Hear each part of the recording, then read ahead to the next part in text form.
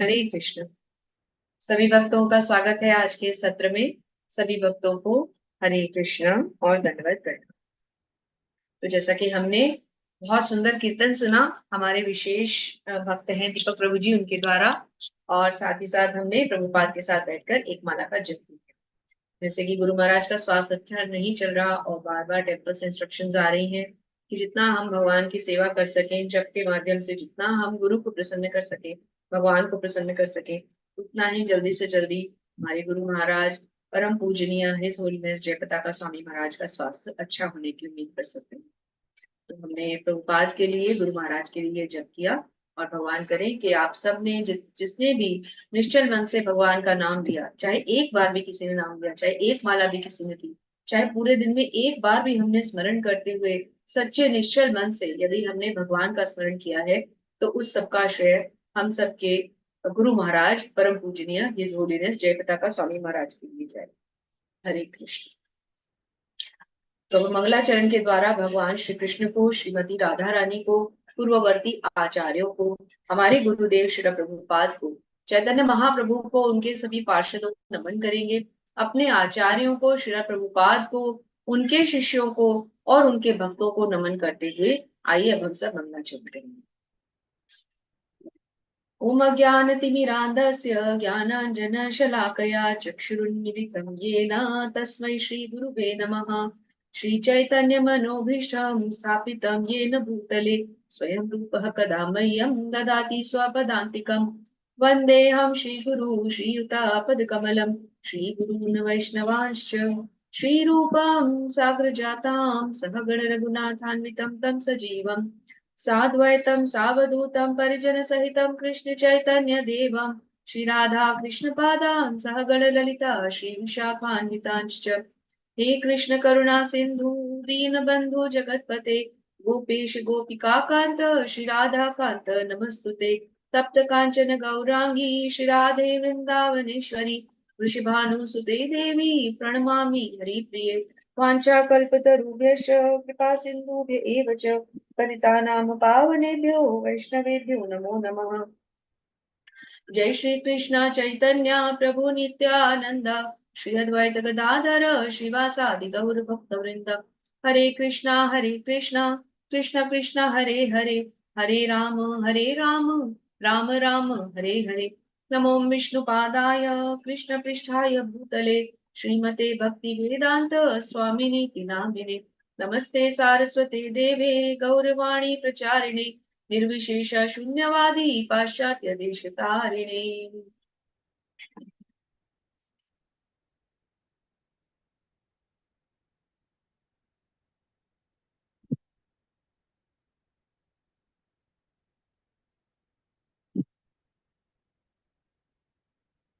सभी शिक्षा और दीक्षा गुरुओं की जय।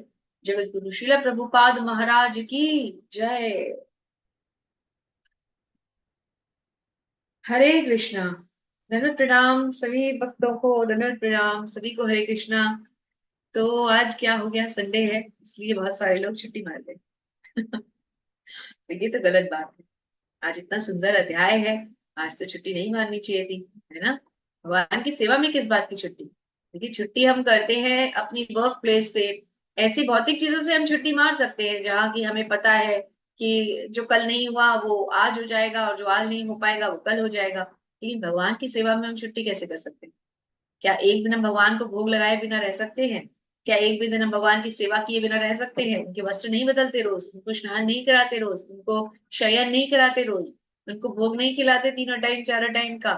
तो फिर ये भी तो भगवान की सेवा है, इससे हम कैसे मुख मोड़ सकते हैं। तो ये तो गलत बात है कि संडे आ गया तो आज भगवत गीता की क्लास की भी छुट्टी। चलिए कोई बात नहीं। सभी भक्त हैं, सभी की अपनी कुछ गृहस्थ आश्रम के बहुत सारे विधि विधान होते हैं। गृहस्थों को कई बार ना चाहते हुए भी बहुत सारी चीजों का त्याग करना पड़ता है जो कि उनके लिए बहुत इंपॉर्टेंट होती है।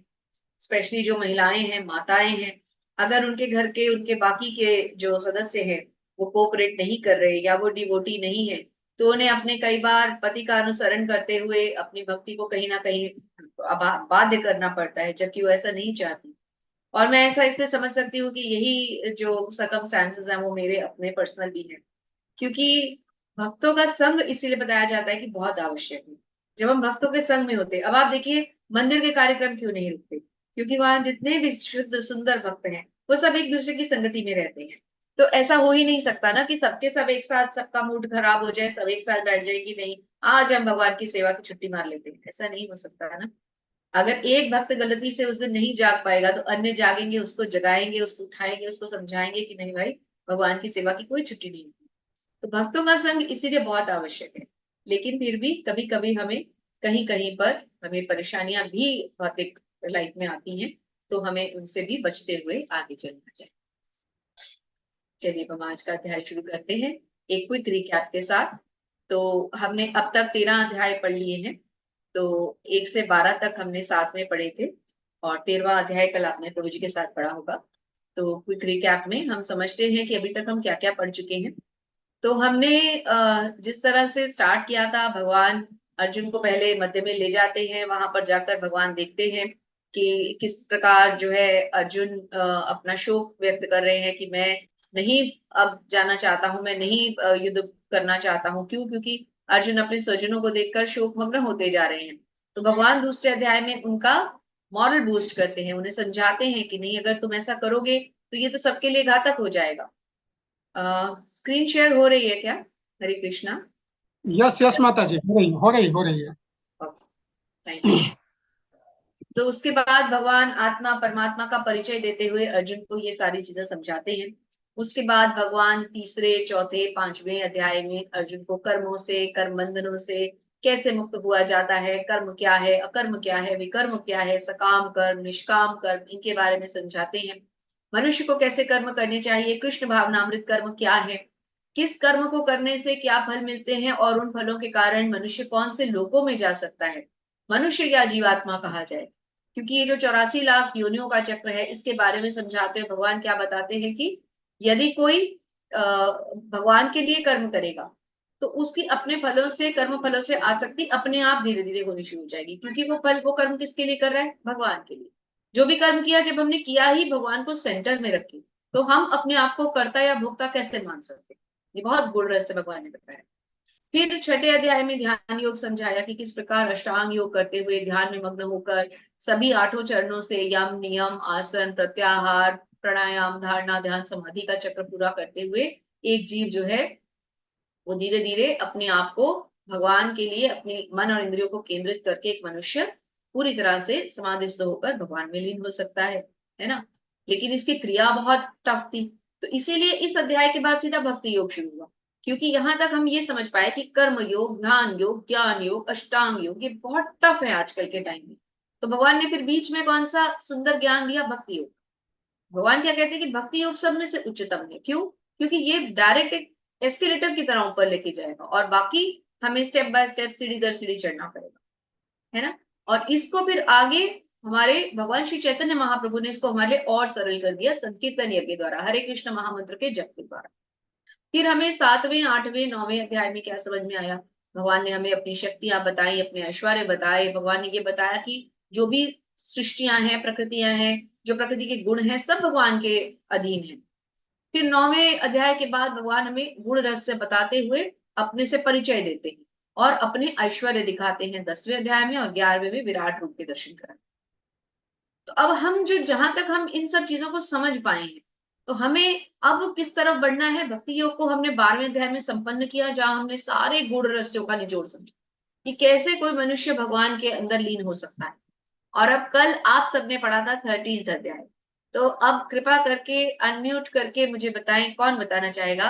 कल तो मेरा सौभाग्य नहीं था कि मैं नीरज प्रभु को सुन पाऊं, तो आप में से कोई मुझे कल के अध्याय को सारांशित करके देंगे। आप सबके पास राइट है खुद को अनम्यूट करने का। माता जी आप कर दिया करें क्योंकि सभी अनम्यूट रहेंगे तो डिस्टरबेंस थोड़ी सी रहेगी आपको। तो अभी बहुत सारे हैंड रेज हैं, तो अ, शुरू से ही कर लेते हैं ना। सुधा माता जी से पूछते हैं, सुधा पोरवाल माता जी, हरे जी कृष्णा। जी, जो आप में से अध्याय को सारांशित करेंगे वो मुझे उसी टाइम बताएं, अनम्यूट करें। अनम्यूट करती हूँ सुधा माता जी, गुलाब माता जी, मुस्कान माता जी, अनिता श्रीवास्तव माता जी। आप सबके स्क्रीन पे दिख रहा होगा ऑप्शन, मधु माता जी और भूमिका माता जी, आप में से कौन अनम्यूट कर रहे हैं? अनम्यूट करें और कल के अध्याय को कृपया करके सारांशित करें। मुस्कान माता जी और सुधा माता जी दोनों अनम्यूट किए हैं, तो बहुत सुंदर। एक एक करके करते हैं। सुधा माता जी, हरे कृष्णा। 1 मिनट का समय लेते हुए जल्दी से क्विकली। मैं उसमें आ नहीं रहा है 14वां अध्याय। 13th माता जी, जो कल पढ़ा था। हरे कृष्ण माता जी। इसमें कृष्ण भक्ति के बारे में मैत्री भाव में बताया गया है, और इसमें बताया गया कि कृष्ण कोई शत्रु नहीं होता है, और कृष्ण भक्ति स्थिति में वो भक्त बनते हैं। अब भक्ति मनुष्य का सबसे बड़ा जीवन की समस्याओं को छुटकारा दिलाता है।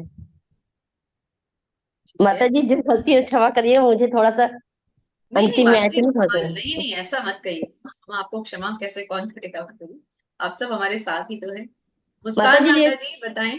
हरे कृष्ण माता जी, जो कल हमको क्वेश्चन से दी ना माता जी, मैं करने लगी माता जी, बहुत आनंद आ रहा है माता जी। हरी बोल। मुस्कान माता जी, कल का अध्याय क्या था और आप क्या समझ पाए उसमें? हरे कृष्णा। हरे कृष्णा माता जी, मैंने कल समझी थी कि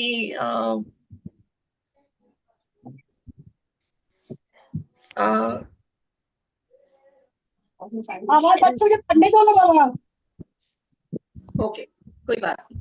हम एक काम करते हैं, एक क्विक रिकैप हम कल के अध्याय का भी करते हैं। एक सेकंड।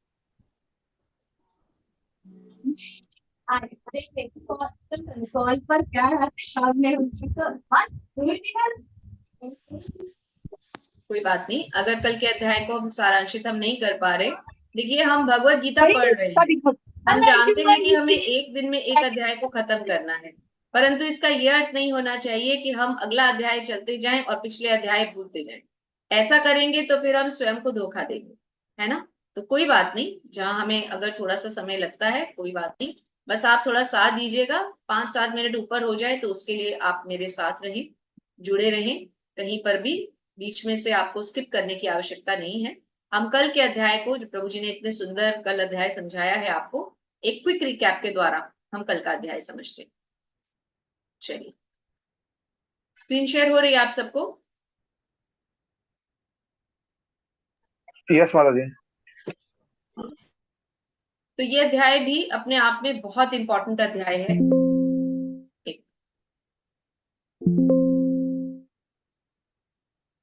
तो अध्याय 13 के माध्यम से हम जिन चीजों को समझेंगे, पहले आपके स्क्रीन पर इसमें प्रश्न उत्तर के तरह से दिखाया गया है कि किस तरह से माया से छुटकारा पाने में हमें भगवान और उनकी भक्ति सहायता करते हैं, इस बारे में ये अध्याय। ठीक है, इसको हम प्रकृति, पुरुष और चेतना के नाम से जानते हैं।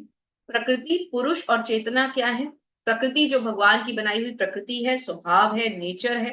पुरुष यानी भगवान स्वयं है, और जीवात्मा भी एक पुरुष है। दोनों में क्या अंतर है? एक जीवात्मा एक पुरुष होता है, केवल पुरुष, और परमात्मा परम पुरुष है, भगवान परम पुरुष है। और चेतना यानी कॉन्शियसनेस, आत्मा के होने के कारण जीव में क्या आता है? चेतना आती है। तो इन तीनों चीजों को मिलाते हुए हम इस अध्याय को किस प्रकार समझ पाए हैं, आइए थोड़ा सा इसका विश्लेषण कर लेते हैं। तो हे कृष्ण, मैं प्रकृति, पुरुष और क्षेत्रज्ञ, ज्ञान, ज्ञाता सबको जानना चाहता। तो इस अध्याय की जो शुरुआत थी वो अर्जुन ने की थी प्रश्न के द्वारा। अब देखिए, पहली स्क्रीन में जो भगवान के उत्तर है उनका एनालिसिस दिया गया है। कैसे इसको समझें कि प्रकृति क्या है? जो मटेरियलिज्म है, प्रकृति है। पुरुष कौन है? जो भोगता है। तो परम पुरुष तो भगवान है, लेकिन देखिए जीवात्मा भी एक पुरुष है। फर्क क्या है? वो एक अंश है और वो पूर्ण है। ठीक है। क्षेत्र क्या है? वो एरिया जिसके अंदर ये सब कुछ प्रगतिशील होता है, यानी कि वो एरिया क्या हुआ? क्षेत्र कहलाया। और क्षेत्रज्ञ क्या हुआ? उस एरिया को समझने वाला, यानी अगर क्षेत्र शरीर है तो क्षेत्रज्ञ क्या हुआ? शरीर को कौन समझता है? आत्मा। जानने योग्य क्या है? ज्ञान है। और एक्चुअली ज्ञान के लक्ष्य कौन है? केवल परमात्मा। क्योंकि इस पूरे संसार में यदि कुछ जानने योग्य है तो वो केवल परमात्मा। तो आपको, हे अर्जुन, आपको समझना चाहिए कि मैं सभी शरीरों का ज्ञाता। भगवान कहते हैं कि सब शरीरों का ज्ञाता मैं हूं। इंडिविजुअली हर कोई केवल अपने शरीर को जानता है। जैसे ये मनुष्य है, ये अपने शरीर को, अपने खेत को, अपनी चीजों को जानता है, लेकिन सबको सब लोग नहीं जानते। तो कोई एक भी इंडिविजुअल इस पूरे संसार में ऐसा नहीं होगा जो सब शरीरों को जानता, लेकिन भगवान सब शरीरों को जानते। उसके बाद कुछ अवस्थाएं बताई जाती हैं, अन्नमय, प्राणमय, ज्ञानमय। ये अभी आगे हम डायग्राम से भी इसको समझ सकते हैं। तो पहली अवस्था अन्नमय होती है, जब हम केवल अन्न पर आश्रित है।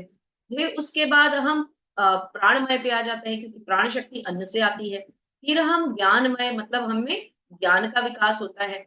और फिर विज्ञानमय, ज्ञान के बाद क्या आता है? विज्ञान।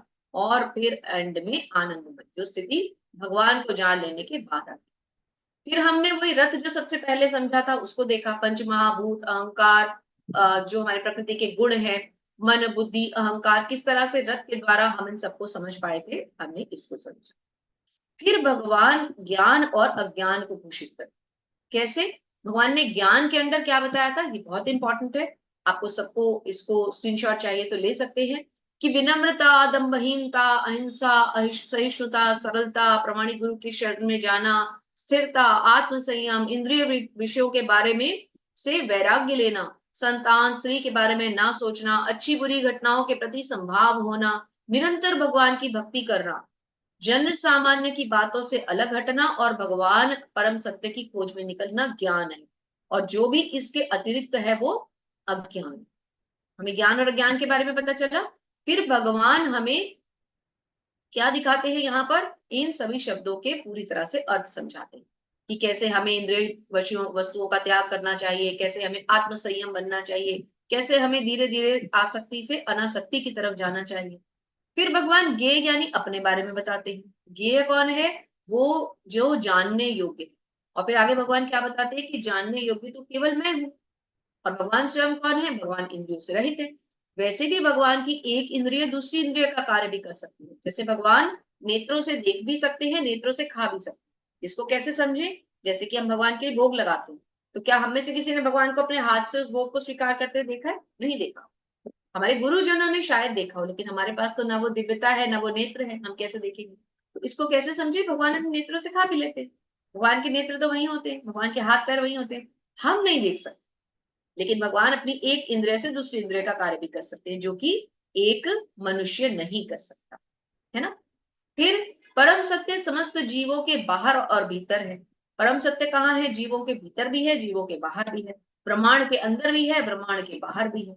तो फिर जानने योग्य कौन हुआ? जानने योग्य इकलौता एक ही, कौन? स्वयं श्री भगवान। जो भगवान को नहीं जानते वो फिर किसी चीज को ना वो जान सकते हैं, ना उन्हें जानने की आवश्यकता है। इस प्रकार मैंने कर्म, कर्म क्षेत्र और ज्ञेय के बारे में संक्षेप में समझाया। इसे केवल मेरे भक्त समझ सकते हैं, क्योंकि भगवान यहाँ क्या कह रहे हैं, कि कोई भी मनुष्य चाहे अगर ज्ञान का सहारा ले तो वो इन टफ टॉपिक्स को कभी नहीं समझ सकता। इन विषयों को समझने के लिए एक भक्त के प्रकार सोचना पड़ेगा। इस प्रकार जीव प्रकृति के तीनों गुणों का भोग करता है और प्रकृति में ही जीवन बिताता है। यह उस प्रकृति के साथ उसकी संगति के कारण। देखिए, जब मनुष्य इस संसार में आता है तो किसके अधीन चलता है? प्रकृति के गुणों के अधीन। प्रकृति के तीन गुण उस पर डोमिनेट करते हैं। और फिर धीरे धीरे अब जो हम आगे चैप्टर आज पढ़ेंगे उसमें इसका विस्तृत वर्णन आएगा। इस शरीर में एक दिव्य भोक्ता है जो ईश्वर है, परम स्वामी है, साक्षी है और अनुमति देने वाले के रूप में विद्यमान है। और ये कौन कहलाता है? ये परमात्मा कहलाता है। तो हमारे अंदर की स्वीकृतियां, अब यहाँ पे क्वेश्चन दिल में आता है कि जब अंदर से स्वीकृति हमें परमात्मा दे रहा है तो कुछ लोग गलत और कुछ लोग सही क्यों करते हैं? ऐसा क्यों कि कुछ लोग कुछ चीजें गलत करते हैं, स्वीकृति तो परमात्मा देते हैं? इसका मतलब क्या हमारे हृदय का परमात्मा गलत स्वीकृति दे देता है? नहीं। प्रकृति के तीन गुण जो हमें डोमिनेट करते हैं, भगवान ने हम सबको पूरी तरह से स्वतंत्रता देके भेजा है। हम खुद गलत करते है ना?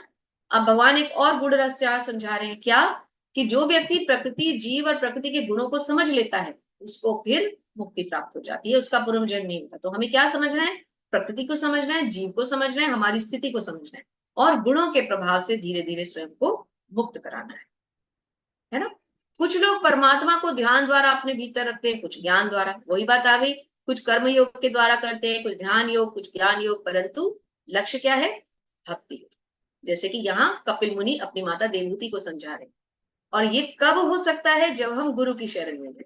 यदि हम गुरु की शरण में नहीं जाएंगे तो हम कभी भी इन गूढ़ रहस्यों को कभी भी नहीं समझ पाएंगे, क्योंकि गुरु ही हमें समझाते हैं कि तथ्य क्या है। क्यों? क्योंकि गुरु ने देखा है, परम सत्य का दर्शन किया है। तद्विधि प्रणिपातेन परिप्रश्नेन सेवया उपदक्षन्ति ते ज्ञानम ज्ञानिनस्तत्त्व दर्शनम। भगवान भगवद गीता के 4थे अध्याय के 34वें श्लोक में कहते हैं कि परम सत्य को जानना है तो गुरु की शरण में जाओ, विनीत भाव से उनसे प्रार्थना करो, वही हमें समझाएंगे। इस आत्मा शरीर परमात्मा इनके अंतर को हम नहीं समझ पाते। भगवान तो कह रहे हैं कि जो समझेगा वो पार हो जाएगा, मगर हम कैसे समझेंगे? हमें समझाएगा कौन? हम स्वयं नहीं समझ सकते, हमें प्रमाणी गुरु के पास जाना पड़ेगा। प्रमाणी गुरु ही हमें समझा सकते। जो यह देखता है कि सारे कार्य शरीर द्वारा संपन्न किए जाते हैं, उसकी उत्पत्ति प्रकृति से हुई है, और जो ये देखता है कि आत्मा कुछ भी नहीं करता, वही यथार्थ में देखता है। तो देखिए, एक मिरर के रूप में दिखाया गया है। एक हमारी बॉडी है अंदर जो पूरी तरह से दिखाई गई है, और एक वो चेहरा है जो हम दर्पण में देख रहे हैं। तो हमें दर्पण में देख के सिर्फ चेहरे को सत्य नहीं मानना, हमारा शरीर अंदर से कैसे कार्य कर रहा है हमें उसको समझना है। भगवान तो हर जगह व्याप्त है, हमें देखना है कि हमारा शरीर किस तरह से कार्य करता है। हमें भगवान को आत्मा के स्तर से समझना है। अगर हम भौतिक शरीर से समझेंगे तो हम कभी नहीं समझ पाएंगे। क्यों? क्योंकि हमारा शरीर भौतिक है, लेकिन आत्मा दिव्य। आत्मा हमें वो चेतना प्रदान करती है जिसके द्वारा हम भगवान को समझ सकते हैं। जो लोग ज्ञान के चक्षुओं से शरीर शरीर के ज्ञाता के अंतर को देखते हैं, वो बंधन से मुक्त होते हैं। यहाँ ईश्वता मैया का चित्र क्यों दिखाया गया? क्योंकि भगवान की परम भक्त। तो श्रील प्रभुपाद हमें इस चैप्टर को कैसे समझाते हैं कि श्रद्धालु को चाहिए कि वह सर्वप्रथम ईश्वर का श्रवण करने के लिए सत्संगति करे। तो हमें हमेशा ही भगवत भक्ति की तरफ चलना है। जब हम भगवत भक्ति की तरफ चलेंगे, रास्ते में हमें जो भी कष्ट या बाधाएं आएंगी, उनसे हमें डे टू डे लाइफ में कौन निकालेगा? भक्तों का संग। देखिए, हम गुरु के पास भी बार बार नहीं जा सकते। गुरु हमारे एक स्थान पे बैठे हैं, हम बार बार तो उन्हें डिस्टर्ब नहीं कर सकते, लेकिन भक्तों के संग में रह के हमारी समस्याएं अपने आप सॉल्व हो जाती हैं। हमें से बहुत भक्त होते हैं जो हमसे सुपीरियर होते हैं, उनसे हमें सीखना है। हमने से बहुत भक्त होते हैं जो अभी नव जिज्ञासु होते हैं, हम उनके मुकाबले थोड़े से परिपक्व हो चुके होते हैं, उन्हें हमें हाथ पकड़ के अपने तक लाना है। और हमने किसका हाथ या पैर पकड़ लेना है? जो हमसे भी ऊपर। तो ये एक चेन है जो चलती रहेगी। उन्होंने किसका हाथ पकड़ा हुआ है? गुरु का। उनके गुरु ने किसका हाथ पकड़ा हुआ है? प्रभुपाद का। प्रभुपाद ने किसका चरण पकड़े हुए हैं? भगवान के। तो कहीं ना कहीं जो नव जिज्ञासु आया वो भी भगवान से इस चेन के थ्रू कनेक्ट हो जाए। तो इसलिए हमें भक्तों के संग को कभी नहीं त्यागना। तो इस तरह से हमने इस अध्याय में अर्जुन के प्रश्नों के उत्तर जो भगवान ने दिए, क्षेत्र क्षेत्रज्ञ ज्ञान ज्ञेय के रूप में पूरी तरह से कल समझा, है ना। और अब आज का अध्याय जो है वो इसी से आगे कनेक्टिविटी में, क्योंकि आज हम किसके बारे में पढ़ने जा रहे हैं? आज हम पढ़ने जा रहे हैं प्रकृति के 3 गुणों के बारे में। और इन गुणों को हम कैसे समझेंगे? आइए अब शुरुआत करें। भगवान आ रहे हैं, दोनों भुजाएं उठा के भगवान के स्वागत में सब तैयार हो जाएंगे। हरे कृष्णा कृष्ण कृष्ण हरे हरे, हरे राम राम राम हरे हरि बोल। हरे कृष्ण। श्री भगवान उवाच परम भूय प्रवक्ष्यामि ज्ञानानां ज्ञानमुत्तमं यज्ञात्वा मनुयः सर्वे परासिद्धिमितो गताः। भगवान क्या कहते हैं? अब मैं तुमसे समस्त ज्ञानों में सर्वश्रेष्ठ इस परम ज्ञान को पुनः कहूंगा जिसे जानकर समस्त मुनि भी परम सिद्धियों को प्राप्त करते हैं। अब हमें इस गूढ़ ज्ञान को, जिसे जान करके मुनियों को भी सिद्धि मिलती है, आइए अब हम सबसे पहले सुधा माता जी से श्रवण करें। हरे कृष्णा। सुधा माता जी अनम्यूट करें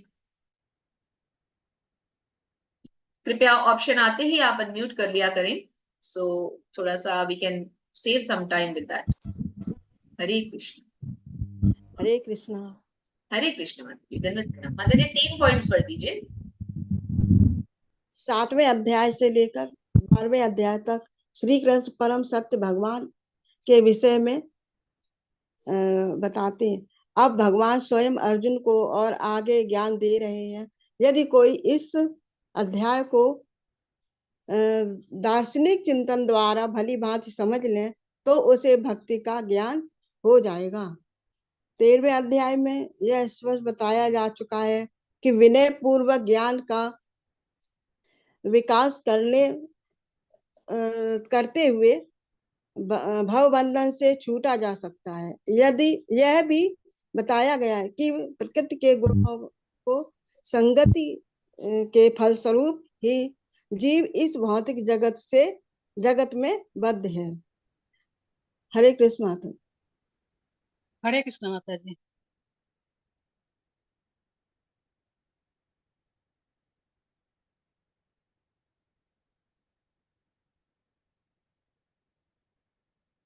हरे कृष्णा माता जी।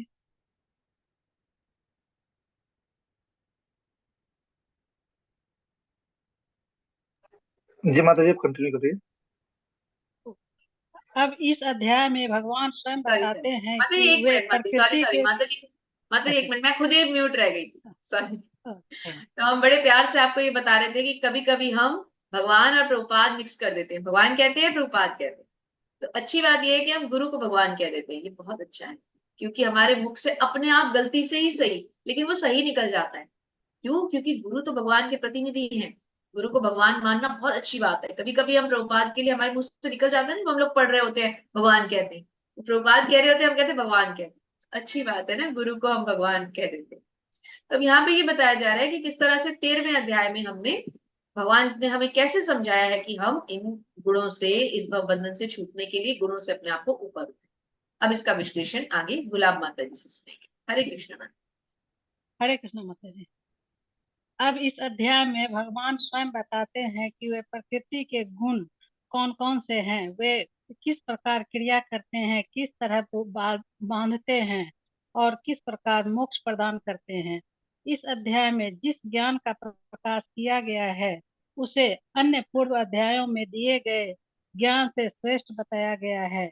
इस ज्ञान को प्राप्त करके अनेक मुनियों ने सिद्धि प्राप्त की और वैकुंठ लोक के भागी हुए। अब ये भगवान उसी ज्ञान को और अच्छे ढंग से बताने जा रहे हैं। यह ज्ञान अभी तक बताए गए समस्त ज्ञान योग से कहीं अधिक श्रेष्ठ है और इसे जान लेने पर अनेक लोगों को सिद्धि प्राप्त हुई है। अतः यह आशा की जाती है कि जो भी इस अध्याय को समझेगा उसे सिद्धि प्राप्त होगी। हरि बोल, बहुत सुंदर। भगवान कह रहे हैं, प्रभुपाद कह रहे हैं, जो भी इस अध्याय को समझेगा उसे सिद्धि प्राप्त होगी। तो अब जो आ चुके हैं सबका फिर से एक बार स्वागत करते हैं। कुछ लोग आज थोड़ा सा लेट आए थे, तो अब आप सबका स्वागत है फिर से एक बार। और सुन लिया हम सबने, प्रभुपाद ने हमें कहा है जो इस अध्याय को ध्यान से समझेगा उसको सिद्धि प्राप्त होगी। कौन सी सिद्धि? भक्ति योग की सिद्धि। क्योंकि अब हम तीसरे पार्ट पे, तीसरे खंड पे पहुंच चुके हैं। अब हम ज्ञान को समझ रहे हैं। अब इस ज्ञान का अर्थ क्या है? हम तो कहते हैं भक्ति योग सर्वश्रेष्ठ है, भक्ति योग तो हम पढ़ चुके, तो ये कौन सा ज्ञान है जो भक्ति योग से भी ज्यादा श्रेष्ठ बताया जा रहा है, जिसको पढ़ने से भी सिद्धि मिलेगी? ये ज्ञान है भक्ति योग को समझना। तो भगवान दरअसल ज्ञान के माध्यम से अब हम भक्ति योग को कैसे जान सकते हैं वो समझा रहे। भगवान ये नहीं कह रहे कि ज्ञान योग भक्ति योग से सर्वश्रेष्ठ है, भक्ति तक पहुंचने के लिए ज्ञान योग कितना आवश्यक है ये समझा रहे हैं, है ना। चलिए, हरे कृष्णा मुस्कान माता जी। हरे कृष्णा माता जी। हरे कृष्ण। इस ज्ञान में स्थिर होकर मनुष्य मेरी जैसी दिव्य प्रकृति स्वभाव को प्राप्त कर सकता है। इस प्रकार स्थित हो जाने पर वह न तो सृष्टि के समय उत्पन्न होता है और न प्रलय के समय विचलित होता है। हरे कृष्णा माता जी। हरे कृष्ण माता जी। तो इस ज्ञान को समझ लेने से क्या होगा? भगवान मेरी दिव्य प्रकृति को समझ पाएगा। और जब हम भगवान के स्वभाव को, भगवान की प्रकृति को समझेंगे तो क्या होगा? फिर ना तो भगवान कहते हैं तुम्हें सृष्टि के साथ जन्म लेना पड़ेगा और ना ही तुम्हें प्रलय के साथ मृत्यु को प्राप्त करना पड़ेगा, न तुम प्रलय में विनष्ट हो। सर्वयोनिषु कौन्तेय मूर्तय संभवन्ति याः तासां ब्रह्म महद्यो निरहं बीज प्रदः पिता। तो भगवान क्या बता रहे हैं? हे कुंती पुत्र, तुम यह समझ लो कि समस्त प्रकार की जीव योनियां इस भौतिक प्रकृति के जन्म द्वारा संभव है और मैं उनका बीज प्रदाता पिता। 14.4 वेरी वेरी इंपॉर्टेंट। भगवान क्या कहते हैं कि जो भी जीव है, जितनी भी योनियां हैं, तुम ये समझ लो कि उन सबका, कितनी स्पीशीज है, अनलिमिटेड स्पीशीज है ना, उन सबका बीज प्रदाता पिता उनके माता पिता नहीं है। कि सर्प को सर्प ने जन्म दिया, बिच्छू को बिच्छू ने जन्म दिया, मनुष्य ने मनुष्य को जन्म दिया, घोड़े ने घोड़े को दिया, गाय ने गाय को दिया, पर्वत से पर्वत आए, पहाड़ से पहाड़ आए, पौधे से पौधा आया, पेड़ से पौधा आया, ऐसा नहीं है। बीज प्रदाता पिता भगवान, सृष्टि की पालक, सृष्टि के जन्मदाता, सृष्टि के संहारक भगवान है। परम पुरुषोत्तम आदि पुरुष भगवान गोविंद श्री कृष्ण। आगे उन्होंने डिपार्टमेंट्स बनाकर सबको उनके कार्य दिए हुए। ब्रह्मा जी को संचालन का, सृष्टि बनाने का, भगवान विष्णु अपनी फॉर्म में संचालन कर रहे हैं। शिव जी को संचालन दिया हुआ है कि आप संहार करोगे। वरुण देव को वरुण जल का, अग्निदेव को अग्नि का, यमराज को जो है न्यायपालिका दी हुई है, दंड देने का सारा कार्यभार। तो उन्होंने डिपार्टमेंट्स में सबको एलोकेट कर रखा है, जैसे कि हमारी पार्लियामेंट होती है, बिल्कुल वैसे ही। पर प्रधानमंत्री एक ही होता है। तो भगवान के पास ही है सारी शक्ति, ये हमें समझ के चलिए। हरे कृष्णा। जिनकी भी स्क्रीन पे म्यूट का ऑप्शन आ रहा है वो प्लीज अनम्यूट रहें, ताकि हम जल्दी से टाइम को सेव कर सकें। तत्र सत्वं निर्मलत्वात् प्रकाश मानयम् सुख संगेन बध्नाति ज्ञान संगेन चानघ। हरे कृष्णा। अनिता माता जी अनम्यूट करें कृपा करके। ओके। हरे कृष्णा मधु माता जी। हरे कृष्णा। हरे कृष्णा दीदी। हरे कृष्ण माता जी। दंडवत प्रणाम। कैसी हैं आप दीदी? बहुत सुंदर, बहुत अच्छे, थैंक यू। देख के बहुत अच्छा लगा। हे निष्पाप सतोगुण अन्य गुणों की अपेक्षा अधिक शुद्ध होने के कारण प्रकाश प्रदान करने वाला और मनुष्यों को सारे पाप कर्मों से मुक्त करने वाला है। जो लोग इस गुण में स्थित होते हैं वे सुख तथा ज्ञान के भाव से बंध जाते हैं। धन्यवाद। धन्यवाद माता जी। हरे कृष्ण। प्रणाम दीदी आपको। सतोगुण अन्यों की अपेक्षा शुद्ध करने वाला होता है, प्रकाश देने वाला। और इस गुण में रहने से मनुष्य पाप मुक्त भी हो जाता है। क्यों? क्योंकि मनुष्य इस गुण के द्वारा सुख और से बनता है। ऐसा क्यों? क्योंकि ये गुण मनुष्य में शुद्धता लाता है, उसके विचार शुद्ध होते हैं। जैसे हम ब्राह्मण को समझते हैं, अभी हम वैष्णव की बात नहीं कर रहे, ब्राह्मण की बात कर रहे। ब्राह्मण वो नहीं है जिसके वे सरनेम में शर्मा लगा है। अगर मेरा नाम रूमा गोविंद शर्मा है तो मैं ब्राह्मण नहीं हूं। मैं ब्राह्मण कब बनूंगी? जब मैं ब्राह्मणों वाले गुण जो है वो अपने अंदर स्थापित कर पाऊं। जब मैं भगवान के दिए हुए शास्त्रों को पढ़ सकूं, पढ़ा सकूं, मैं हमेशा शालीन रहूं, सभ्य रहूं, अपने से बड़ों की हमें जो है पूरी तरह से रिस्पेक्ट करनी है, ऊंचा नहीं बोलना, हमारे अंदर अहंकार नहीं होना चाहिए, सत्य बोलना है, कभी झूठ नहीं बोलना, किसी से द्वेष नहीं करना, किसी की निंदा नहीं करनी। ब्राह्मण की तो इतनी सारी क्वालिटीज है, जिसमें ये सारी क्वालिटीज आएंगी तब जाके मैं ब्राह्मण बनूंगी। अगर मुझे अपने माता पिता से सरनेम शर्मा मिल गया तो मैं ब्राह्मण बिल्कुल नहीं। मुझे मेरे गुण ब्राह्मण बनाएंगे। इसी तरह से यदि किसी की जाति के पीछे कुछ ऐसा लगा है कि जिससे हम उसे काट देते हैं, ये शूद्र है, इससे घृणा करनी है, इसको दूर रखना है, इसको अपने बर्तनों में चाय पानी नहीं देना, ये गलत है। भगवान ने ऐसा नहीं कहा। उसे उसके कर्म शूद्र बनाएंगे। यदि उसमें सेवा भाव है, यदि वो सेवा करता है, श्रम करता है, श्रम नॉट सेवा, श्रम, तो वो फिर शूद्र है। यदि कोई गायों का पालक है, रक्षक है, तो वो वैश्य हो सकता है, वो मनी मैटर्स को संभाल सकता है।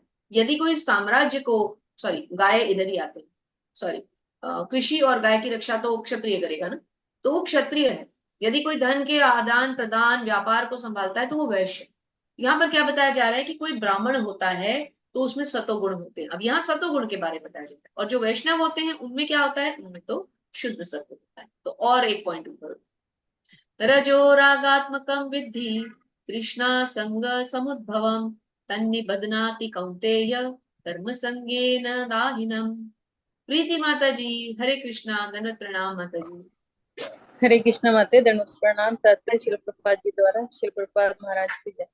हे कुंती पुत्र, रजोगुण की उत्पत्ति असीम आकांक्षाओं तथा तृष्णाओं से होती है और इसी के कारण से ये देहधारी जीव सकाम कर्मों से बन जाता है। हरे कृष्ण। हरे कृष्ण। अब रजोगुण जो है इसमें क्या आ गया? इसमें डिजायर्स आ, जिस मनुष्य के अंदर ज्यादा डिजायर्स होती हैं, जो ज्यादा एग्रेसिव होता है, जिसकी इच्छाएं ज्यादा होती हैं, आकांक्षाएं ज्यादा होती हैं, मुझे ये भी चाहिए, मुझे वो भी चाहिए, वो क्या हुआ? रजोगुण। तमस्तत्व ज्ञानजं विधि मोहनम सर्वदेहिनां प्रमादालस्य निद्राभिस्तदनि स्तनिबध्नाति भारत। हरे कृष्णा। कुसुम माता जी। हरे कृष्णा माता जी। हे भरतपुत्र, तुम जान लो कि अज्ञान से उत्पन्न तमोगुण समत देहधारी जीवों का मोह है। इस गुण के प्रतिफल पागलपन, प्रमाद, आलस तथा नींद है जो बुद्ध जीव को बांधते हैं। हरे कृष्णा माता जी। Hare Krishna. Thank you so much. तो अब हमने सतोगुण में क्या पढ़ा कि इन मनुष्य में शुद्धता रहती है, सत्य रहता है, हिंसा रहती है, दम्भहीन रहता है, अहंकार रहित रहता है, द्वेष नहीं है, तो सुख प्रदान करने वाला, ज्ञान प्रदान करने वाला। रजोगुण में क्या पढ़ा? एग्रेशन है, डिजायर है, कहीं कहीं लस्ट है ना। स्त्री पुरुष का जो आकर्षण है वो रजोगुण का मेन सेंटर पॉइंट होता है। और तमोगुण क्या है? आलस्य, निद्रा, मादकता, पागलपन, ये सब जो है ये तमोगुण के लक्षण। हरे कृष्णा इंदु माता जी। हरे कृष्णा माता जी। हरे शील प्रभुपाद की जय। शील प्रभुपाद जी के द्वारा सतोगुण। माता जी आप म्यूट हो गए, एक बार अनम्यूट करें। जब शरीर के सारे द्वार ज्ञान के प्रकाश से प्रकाशित होते हैं। हरे कृष्ण, शायद कोई कॉल आ गई होगी, कोई बात नहीं। सतोगुण की अभिव्यक्ति को तभी अनुभव किया जा सकता है जब शरीर के सारे द्वार ज्ञान से प्रकाशित। अब एक एक करके हम इन गुणों का एनालिसिस समझेंगे। अभी हमने क्या पढ़ा था? हमने केवल लक्षण समझे। अब ये समझेंगे जब ये लक्षण किसी में होंगे तो वो कैसा होगा। देखिए दोनों चीजों में फर्क अब समझ रहे हैं हम। अभी हमने समझा इनके लक्षण क्या है। सतोगुण का लक्षण क्या है? शुद्धता, स्वच्छता, ज्ञान के प्रकाश में रहना, सदा सुखी रहना, आनंदमयी रहना। रजोगुण डिजायरफुल रहना, लस्ट में रहना, एग्रेसिव रहना। तमोगुण आलसी, मादक, निद्रा, है ना। अब हम देखेंगे ये लक्षण जिसमें होंगे, मतलब जो सतोगुण होगा, फिर उसके होने से मनुष्य में क्या चेंजेस आएंगे। तो अब सतोगुण होने से क्या चेंजेस आएंगे, अब तीनों को पढ़ेगी गुणों को सब। सतोगुण होने से क्या होगा? शरीर के सारे ज्ञान द्वारा, सारे द्वार ज्ञान द्वारा प्रकाशित। मनुष्य के शरीर में 9 द्वार होते हैं ना, 2 आंखें, 2 नथुने, 2 कान, मुंह, जीवा, गुदा, उदस्त, उपस्थ, है ना। तो मनुष्य के शरीर के जो सारे द्वार होंगे वो ज्ञान से प्रकाशित। हरे कृष्णा दीपा माता जी। हरे कृष्णा माता जी। हरि बोल। हे भरतवंशियों में प्रमुख, जब रजोगुण में वृद्धि हो जाती है तो अत्यधिक आसक्ति, सकाम कर्म, गहन उद्यम तथा अनियंत्रित इच्छा एवं लालसा के लक्षण प्रकट होते हैं। धन्यवाद माता जी। हरे कृष्ण। भगवान क्या कहते हैं अर्जुन को? हे भरतवंशियों में प्रमुख। भगवान ने क्या बताया था? जब अपनी क्वालिटीज बताई थी तो पांडवों में मैं कौन हूं? अर्जुन।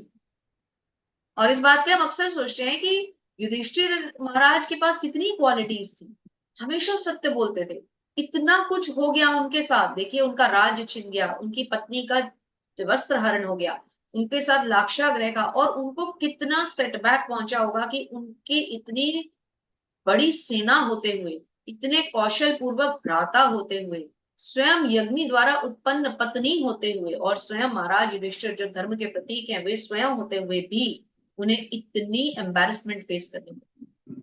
उन्हें एक राजा के यहाँ कंक की तरह काम करना पड़ा, उसका एक चाटुकार सेवक बन के।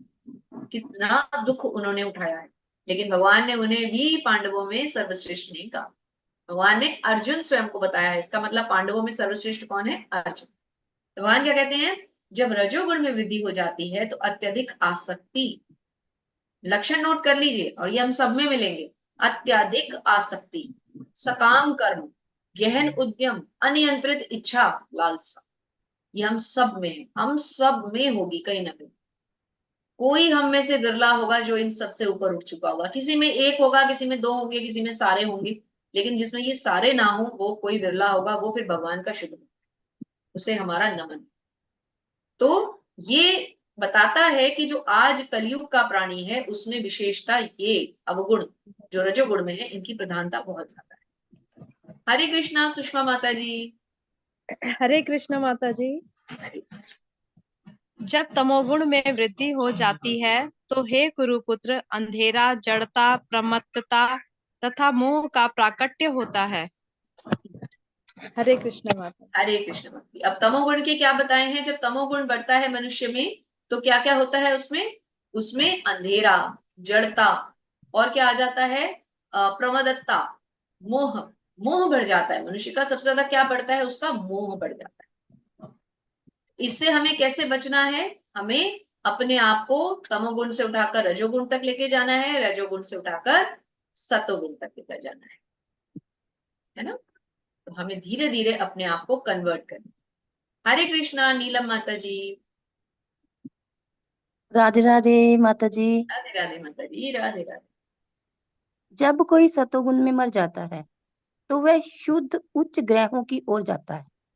एक और पढ़ लीजिए माता जी, नेक्स्ट भी पढ़ लीजिए। जब कोई रजोगुणों में मरता है तो वह सकाम कर्मियों के बीच जन्म ग्रहण करता है, और जब कोई तमोगुण में मरता है तो वो पशु योनि में जन्म धारण करता है। राधे राधे माता जी। राधे राधे माता जी। Hare Krishna. Thank you so much. अब देखिए इन 2 स्लाइड्स में हमने क्या समझा। अब हम समझ रहे हैं इन गुणों में होते हुए जब किसी की मृत्यु होती है तो वो कहाँ जाता है। सतोगुण में मृत्यु से मनुष्य कहाँ जाता है, उच्च ग्रहों की तरफ जाता है। रजोगुण में जब मनुष्य की मृत्यु होती है तो वो कहाँ जाता है, सकाम कर्मियों के बीच में ही फिर से जन्म ले लेता है। कहने का मतलब इसी भौतिक जगत में फिर से आ जाता है, इसी मृत्यु लोक में आकर गिर जाता है। और तमोगुणी मनुष्य की क्या होती है, मृत्यु के बाद पशु योनि में जाता है, मतलब निम्न योनि में जाता है। तो सतोगुणी मनुष्य जब उसकी मृत्यु होती है तो वो कहाँ जाएगा, उच्च लोक में जाएगा। रजोगुणी होगा इसी लोक में आएगा, तमोगुणी होगा इससे भी नीचे जाएगा, मतलब पशु योनि में भी जा सकता है ना। कर्मणः सुकृतस्याहु सात्विकं निर्मलं फलम रजस्तस्तु फलम दुःखम ज्ञानम तमसः फलम। हरे कृष्णा गिरिजा माता जी। हरे कृष्णा माता जी। श्रील प्रभुपाद की जय। प्रभुपाद द्वारा पुण्य कर्म का फल शुद्ध होता है और सात्विक कहलाता है, लेकिन रजोगुण में संपन्न कर्म का फल दुख होता है, और तमोगुण में किए गए कर्म मूर्खता में प्रतिफल होते हैं। हरे कृष्ण। हरे कृष्ण। तो पुण्य कर्म का फल जो है वो शुद्ध होता है और सात्विक होता है। अब हम अगर फिर से पुण्य कर्म के फल पे आए, अब यहाँ में बहुत इंपॉर्टेंट चीज समझनी है। पुण्य करेंगे तो फल क्या होगा, शुद्ध होगा, सात्विक होगा, परंतु फल भोगने हम कहाँ जाएंगे, उच्च लोकों में। शायद सत्य लोक में चले जाएं, शायद स्वर्ग लोक में चले जाएं, बहुत अच्छा होगा तो ब्रह्मलोक में चले जाएंगे, परंतु वहां से भी गिर के जब वो क्षणिक फल हम भोग लेंगे तो हमें गिर के वापस जन्म मृत्यु के चक्र में आना ही पड़ेगा। रजोगुण का फल दुख होता है। दुख से क्या होगा, हो सकता है हम वापस इसी जगत में आ जाएं, अभी हमने पिछली साइड में पढ़ा भी था, इसका मतलब आ ही गए जन्म मृत्यु में। और तमोगुण का तो इससे भी नीचे है, हम आज कम से कम मनुष्य योनि में तो हैं, तमोगुण से तो हम पशु योनि में चले जाएंगे, हमारी चेतना ही बेकार हो जाएगी, बिल्कुल हम समझ ही नहीं पाएंगे हमें उद्धार कैसे मिलेगा। तो कम से कम मनुष्य योनि से नीचे तो ना जाए, तो एटलीस्ट तमोगुण में ना हमारी मृत्यु हो, क्योंकि तमोगुण निद्रा आलस्य मादकता के चलते अगर मृत्यु किसी की होती है तो वो तो समझ लीजिए पशु बन गया, वो तो फिर मनुष्य भी नहीं रहा। कंफर्म है ये सब, ये इसमें कोई डाउट नहीं है। भगवान स्वयं कह रहे हैं, ये कोई ऐसे ही नहीं हम किताब पढ़ रहे हैं, नॉवल नहीं पढ़ रहे हैं, भगवान की वाणी है। हमें सोचना है अगला जन्म हमें कैसा चाहिए, इसीलिए भगवान ने कहा था कि अगर इस अध्याय को कोई ध्यान से समझेगा उसकी मुक्ति पक्की है। हमें ये इसमें बहुत आत्ममंथन करना पड़ेगा बैठ के कि मुझे अगले जन्म में क्या चाहिए। अगर मुझे इसी मनुष्य बनना है तो मैं रजोगुण में भी रहूं और नाम जपती रहूं तो मेरा मनुष्य होना पक्का है। अगर मैं मादकता में निद्रा में आलस्य में चली गई तो पक्का अगले जन्म में पशु। और मैं उच्च अच्छे शुद्ध उसमें भी गई पुण्य कर्म कमाती हुई तो भी मुझे कुछ टाइम स्वर्ग वगैरह मिलेंगे उच्च लोग, भगवान का घर नहीं मिलेगा। भगवान का घर कब मिलेगा, जब मैं सारी उम्र हरे कृष्ण महामंत्र का अभ्यास करते हुए अंत में भगवान का स्मरण करती हुई जाऊं। 8वें अध्याय पे वापस चले जाइए, है ना। अब देखिए भगवत गीता पढ़ने से क्या है ना, हम लिंक कर सकते हैं अध्यायों को, श्लोकों को, भगवान की वाणी को, यहाँ ये कहा वहां वो कहा। अब हम जल्दी जल्दी हमारा दिमाग इधर उधर भागना शुरू हो जाएगा। एक श्लोक का तात्पर्य पढ़ते ही हम इधर उधर से हम चीजों को रिलेट करेंगे। यही है भगवत गीता का जो है असली रसास्वादन। हरे कृष्णा कुसुम माता जी। हरे कृष्ण माता जी। हरे कृष्ण। सतोगुण से वास्तविक ज्ञान उत्पन्न होता है, रजोगुण से लोभ उत्पन्न होता है, और तमोगुण से ज्ञान प्रमाद और मोह उत्पन्न होता है। हरे कृष्ण माता जी। हरे कृष्ण। बहुत सुंदर। सतोगुण से क्या मिलता है, ज्ञान मिलता है। रजोगुण से क्या मिलता है, लोभ मिलता है।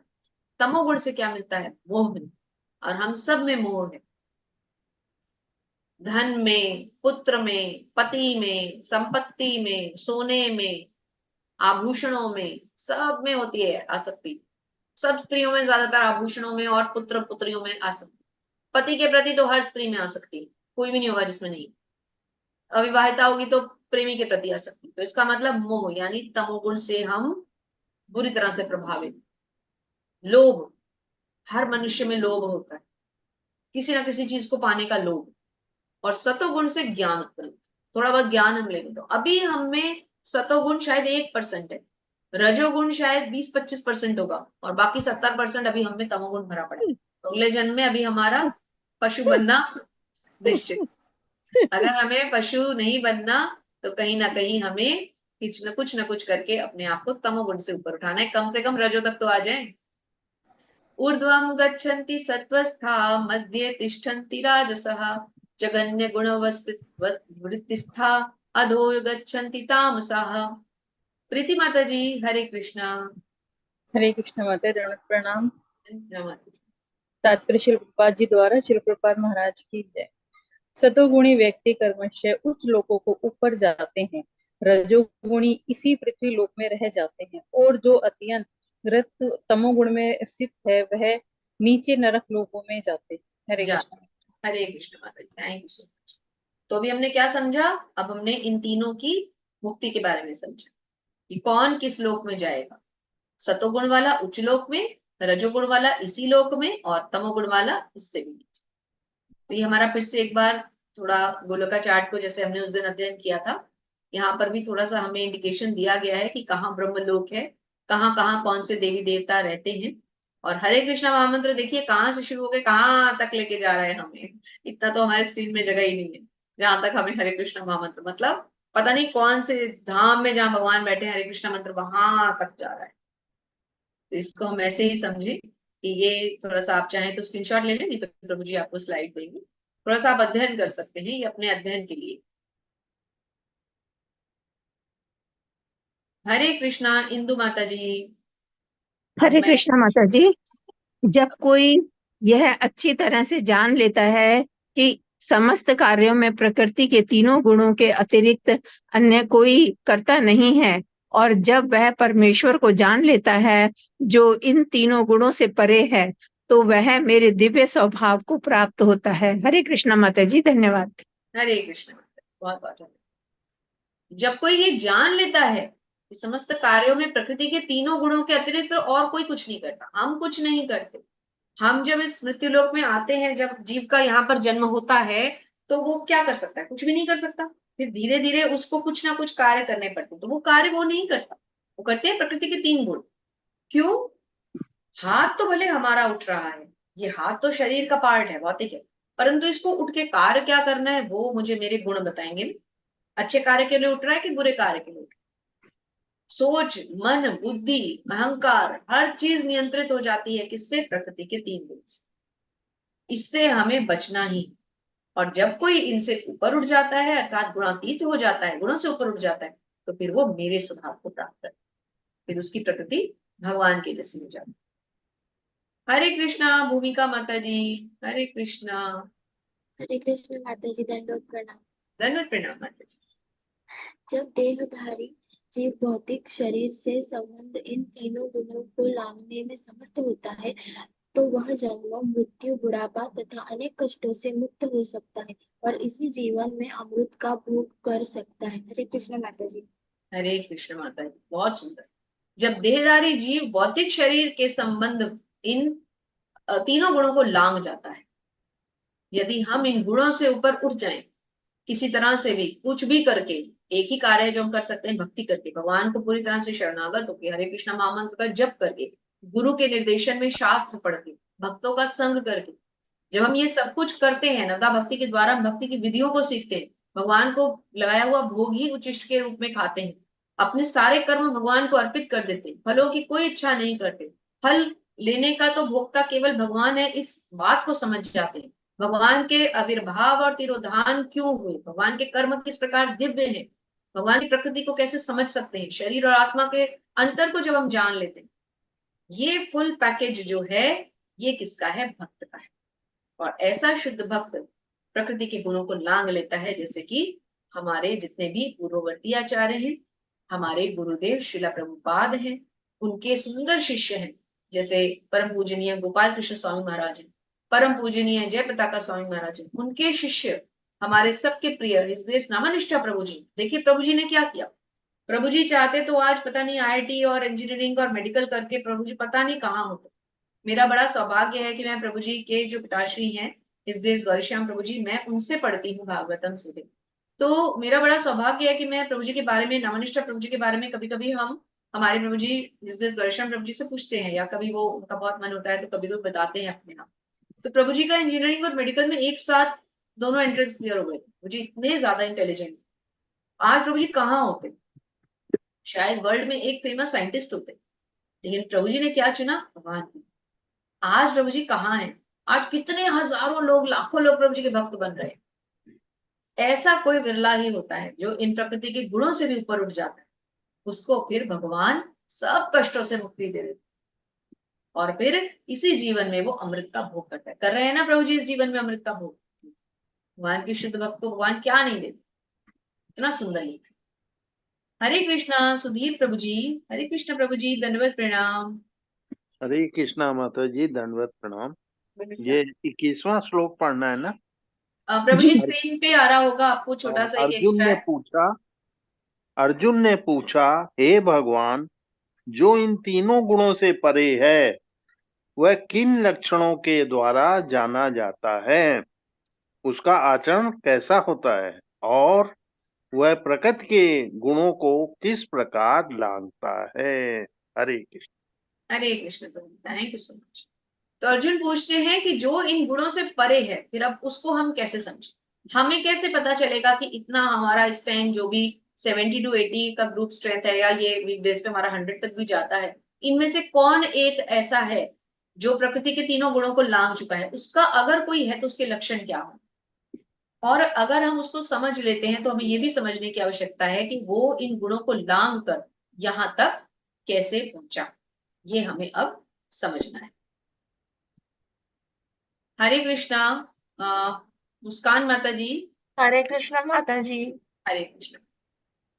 भगवान ने कहा, है पांडुपुत्र, जो प्रकाश, आसक्ति तथा मोह के उपस्थिति होने पर न तो उनसे घृणा करता है और न लुप्त हो जाने पर उनकी इच्छा करता है, जो भौतिक गुणों की इन समस्त प्रक्रियाओं से निश्चल तथा अविचलित रहता है, और ये जानकर कि केवल गुण क्रियाशील है, उदासीन तथा दिव्य बना रहता है, जो अपने आप में स्थित है और सुख तथा दुख को एक समान मानता है, जो मिट्टी के ढेले, पत्थर एवं स्वर्ण के टुकड़े को समान हृष्ट से देखता है, जो अनुकूल तथा प्रतिकूल के प्रति समान बना रहता है, जो धीर है और प्रशंसा तथा बुराई, मान तथा अपमान में समान भाव से रहता है, जो शत्रु तथा मित्र के साथ समान व्यवहार करता है,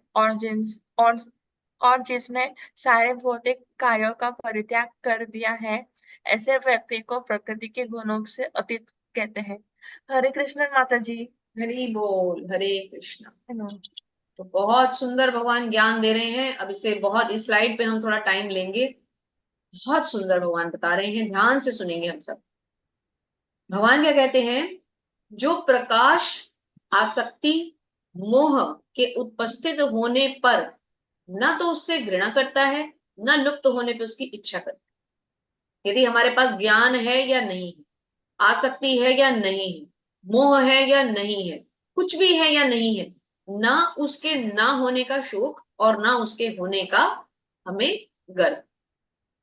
जो लुप्त हो जाने पर, जो भौतिक गुणों की इन समस्त प्रक्रियाओं से निश्चल और अविचलित रहता है, और ये जानकर कि केवल गुण क्रियाशील है, उदासीन और दिव्य बना रहता है, उससे कटा रहता है।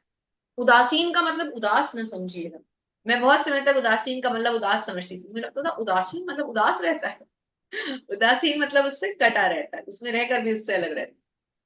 तो मेरी एक्चुअली हिंदी बहुत पुअर है, तो पता नहीं प्रभात की कैसी कृपा है कि मैं थोड़ा बहुत आपके सामने पता नहीं कैसे बोलती हूँ। मेरी हिंदी एक्चुअली बहुत पुअर है, बहुत बेकार हिंदी है, लेकिन प्रभात थोड़ा सा कुछ हाथ रख देते हैं थोड़ी देर के लिए, आधे पौने घंटे के लिए सिर पे, तो मैं थोड़ा पढ़ लेती हूँ और आपके सामने कुछ बोलता हूँ।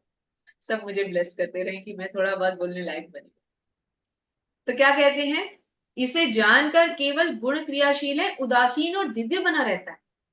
अर्थात जो इन परिस्थितियों में अविचलित रहता है, जिसका मन इधर उधर नहीं भागता, ऐसी परिस्थितियों में भी वो कटा रहता। अब आगे और इंपॉर्टेंट चीज, जो अपने आप में स्थित है। ये बहुत बड़ी लाइन है, ये हमारे सबकी आज की करंट समस्या क्या है, जो हमारे साथ के जो हमारे स्टूडेंट कैटेगरी हैं, या हम लोग जो अब वयस्क हो गए हैं, अब तो वानप्रस्थ की स्टेज में जाने जा रहे हैं। तो हमारी प्रॉब्लम क्या है कि हम अपने आप में नहीं रहते, हम किसी ना किसी पे डिपेंड करते। माता होती है तो बच्चों पे डिपेंड करती है, पत्नी पति पे डिपेंड करती है, पति पत्नी पे आश्रित रहता है, बच्चे माँ बाप पे आश्रित रहते हैं, स्टूडेंट टीचर पे आश्रित रहता है।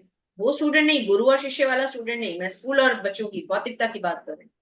तो भौतिक बद्ध जीव किसी ना किसी पे आश्रित रहता है, वो अपने आप में पूर्ण परिपूर्ण कभी नहीं, उसको हर समय किसी ना किसी का साथ चाहिए।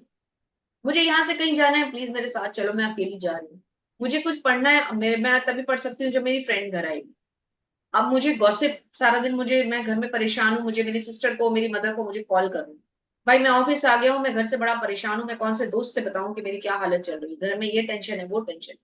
हम इन सारे स्ट्रेस को निकालने के लिए हमें किसी ना किसी की आवश्यकता रहती है।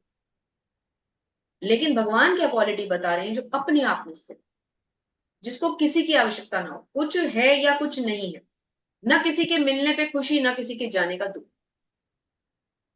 उससे भी बड़ी बात, सुख और दुख को एक समान देखता है। उससे भी बड़ी बात, मिट्टी का ढेला हो, पत्थर हो या सोना हो, मेरे लिए एक जैसा है। सड़क में मिट्टी पड़ी है, पत्थर पड़ा है या सोना पड़ा है, उसे कोई फर्क नहीं पड़ता। अनुकूल और प्रतिकूल में प्रति दोनों के प्रति समान है, चाहे परिस्थिति मेरे हिसाब से हो या मेरे विपरीत हो। अगर मैं पानी में, नदी में फ्लो के साथ बह रही हूँ, या फ्लो इधर का है, मैं उल्टा क्रॉस स्विम कर रही हूँ, दोनों में एक जैसा। आप बताइए क्या ऐसा होता है? नहीं होता ना। जब हम फ्लो में स्विम करते हैं तो हम बड़े इजी फील करते हैं, जब हम अक्रॉस स्विम करते हैं तो हमें बड़ा चेष्टा लगानी पड़ती है, बहुत हमारा शरीर इधर उधर भागता है, हमें एफर्ट लगाना पड़ता है। जब परिस्थितियां हमारे अनुकूल हैं, बच्चे का एडमिशन अच्छी जगह हो गया, पति बिल्कुल अपना परफेक्ट मिल गया, जिसको चाहा वो पति मिल गया, बच्चे अच्छे से स्कूल में चले गए, सास ससुर माता पिता सबका स्वास्थ्य ठीक है, चारों तरफ से सब अच्छा चल रहा है, अब बस मेरी लाइफ सेट है। ऐसा कितना समय होता है? ऐसा हमारे जीवन में सिर्फ कुछ गोल्डन पीरियड आता है, जिसको हम बहुत अपना समझ लेते हैं, वो क्षणिक होता है, टेम्परेरी होता है। बाकी 75-80% लाइफ प्रतिकूल होती है, चाहिए कुछ होता कुछ है। चाहिए कि मुझे नौकरी मिल जाए, यहाँ इंटरव्यू देने जाओ, डिस्क्वालीफाइड। चाहिए कि मेरा एडमिशन आईआईटी में हो जाए, यहाँ आईआईटी छोड़ एक छोटे कॉलेज में भी एडमिशन नहीं होगा। चाहिए कि मेरे पास बहुत सारी धन संपत्ति हो, यहाँ जो था वो भी चला गया। प्रतिकूल परिस्थिति, ऑपोजिट जो सर्कमस्टांसेस है, उसमें जो संभाव रहता है, जो ना हो तब भी खुश और हो तब भी ओके, ना बहुत खुश ना बहुत दुखी, संभाव, बहुत इंपॉर्टेंट शब्द है। जो धीर है, ज्यादा उछल कूद नहीं, ज्यादा धीर है, व्यवस्थित है, और प्रशंसा और बुराई, मान और अपमान में स्वभाव रहता है। आप चाहे मुझे कहे मैं बहुत अच्छी वक्ता हूं, या मुझे कहे कि तुमसे बेकार कोई पढ़ाने वाला नहीं मिला, मुझे संभाव रहना चाहिए। मुझे अपने कपाल पे नहीं चढ़ाना कि किसी ने मुझे कहीं पर तारीफ, प्रभात कहते हैं जहां आपकी थोड़ी सी भी कोई तारीफ करने लगे वहां से भाग जाओ, क्योंकि सुनते ही अगर तुम भौतिक प्रकृति के गुणों में होगे, वो तुम्हारे सिर पे चढ़ जाएगा, वो तारीफ सिर पे चढ़ जाएगी कि अरे मुझे तो किसी ने ऐसा कहा, वाकई में मैं क्या इतना उच्चतम उच्च कोटि का इंसान हूं। भाग जाओ, सुनो ही मत, कुछ ना कुछ रीजन देके स्किप मार जाओ वहां से। क्यों? क्योंकि एक भक्त को मान में अपमान में संभाव रहना है, चाहे उसकी बुराई हो चाहे अच्छाई हो, उससे वैसे ही बने रहना है जैसा वो है। अपने आप को हमेशा दास समझना है, दास से ऊपर कुछ नहीं समझना है ना। जैसे कि कभी कभी नीरज प्रभु जी हमें कुछ ऐसे शब्द कह देते हैं जिनसे हमें बड़ी एम्बैरेसमेंट होती है कि प्रभु जी हमें इतनी बड़ी बात क्यों कह रहे हैं, हम दास हैं आपके, I am your servant, literally मैं दास हूं आपकी, मैं आपको पढ़ाने नहीं आई हूं, मैं दास हूं, मैं सेवक हूं, मेरा भाव ये है। यही रखे भगवान। आप सब ब्लेस कीजिए कि मेरा भाव आपके प्रति कभी ना बदले, मैं कभी स्वयं को कोई शिक्षिका ना समझू, मैं कभी स्वयं को कोई पाठ्यक्रम पढ़ाने वाली इवन प्रचारिका भी ना समझू। मेरा एक ही अस्तित्व है कि मैं भगवान की दास हूँ, इस नाते मैं सभी भक्तों की दास हूँ, बस। यही भाव एक दिन भगवान ने चाहा ये भाव बना रहेगा तो भक्ति बढ़ेगी। तो ये भगवान कह रहे हैं कि जो शत्रु और मित्र के साथ एक जैसा रहे, जिसने सारे भौतिक कार्यों को त्याग दिया, ऐसा व्यक्ति प्रकृति के गुणों से ऊपर उठ जाता है, गुणातीत कह रहा था। तो इस स्लाइड पे हमने क्यों टाइम लगाया, क्योंकि ये वो पॉइंट्स है जो हमें कल को सहायता करेंगे प्रकृति के गुणों को लांघने। माम च यो अविचारेण भक्ति योगेन सेवते स गुणान समति दैत्यान ब्रह्म भूयाय कल्पते। जो समस्त परिस्थितियों में अविचलित भाव से भक्तिपूर्ण स्थिति में भक्ति में प्रवृत्त रहता है, वह तुरंत ही प्रकृति के गुणों को लांघ जाता है और इस प्रकार ब्रह्म के स्तर। बहुत इंपॉर्टेंट, काफी बार रेफरेंस आएगा इसका 14.26। क्यों? क्योंकि जो जिसके मन में अविचलित भाव है, वो उसका मन इधर उधर नहीं भागता, वो दृढ़ संकल्प के साथ भक्ति करता है और एक दिन इन सब परिस्थितियों को लांघ जाता है। ब्रह्मणो ही प्रतिष्ठा अमृतस्य व्यवस्यस्य शाश्वतस्य च धर्मस्य सुखस्यैक कांतिकस्य च। और मैं ही उसका निराकार ब्रह्म का आश्रय, जो अमर्त्य, अविनाशी, शाश्वत और चरम सुख का स्वाभाविक है। भगवान क्या कह रहे हैं, मैं उस निराकार ब्रह्म का आश्रय, उसको अच्छे से हमें समझ ले। निराकार ब्रह्म भी भगवान पर आश्रित है, मैं उसका आश्रय हूं, मतलब मैं उसको आश्रय प्रदान करने वाला। किसको? निराकार ब्रह्म को। निराकार ब्रह्म क्या है? भगवान के शरीर की ज्योति। तो निर्विशेषवादी मायावादी वहीं तक अटक के रह जाते, भगवान तक नहीं पहुंच पाते। भगवान ने स्वयं यहाँ कह दिया, इसलिए हमें इन श्लोकों को याद रखना है, रेफरेंसेस को। 14.27 में भगवान ने क्या कहा है कि मैं निराकार ब्रह्म का आश्रय। तो अब एक एक दो पॉइंट्स पढ़ लेते हैं, एक बार देख लें कोई भक्त रह तो नहीं गए, कोई डिवोटी जिन्होंने बाद में हैंड रेस किया हो। एक एक बार सबने पढ़ लिया। आशा माता जी, आशा माता जी हरे कृष्णा, और कामिनी माता जी भी अभी अभी हैंड रेस किया है। ठीक है, आप दोनों दो दो पॉइंट्स पढ़ लीजिए। आशा माता जी पहले आप 2 पॉइंट्स पढ़ लीजिए, अनम्यूट करें आशा माता जी। हरे कृष्णा माता जी। 2 पॉइंट्स पढ़ लीजिए। हरे कृष्ण माता जी। ब्रह्म का स्वरूप है, अरे अमरता, अमरता अविनाशिता, अमरता, अविनाशिता, शाश्वतता तथा सुख। ब्रह्म तो दिव्य साक्षात्कार का शुभारंभ है। परमात्मा इस दिव्य साक्षात्कार की मध्य या द्वितीय अवस्था है और भगवान परम सत्य के चरम साक्षात्कार हैं। जीव यद्यपि स्वभाव से ब्रह्म होता है, लेकिन उसमें भौतिक जगत पर प्रभुत्व जताने की इच्छा रहती है, जिसके कारण वह नीचे गिरता है।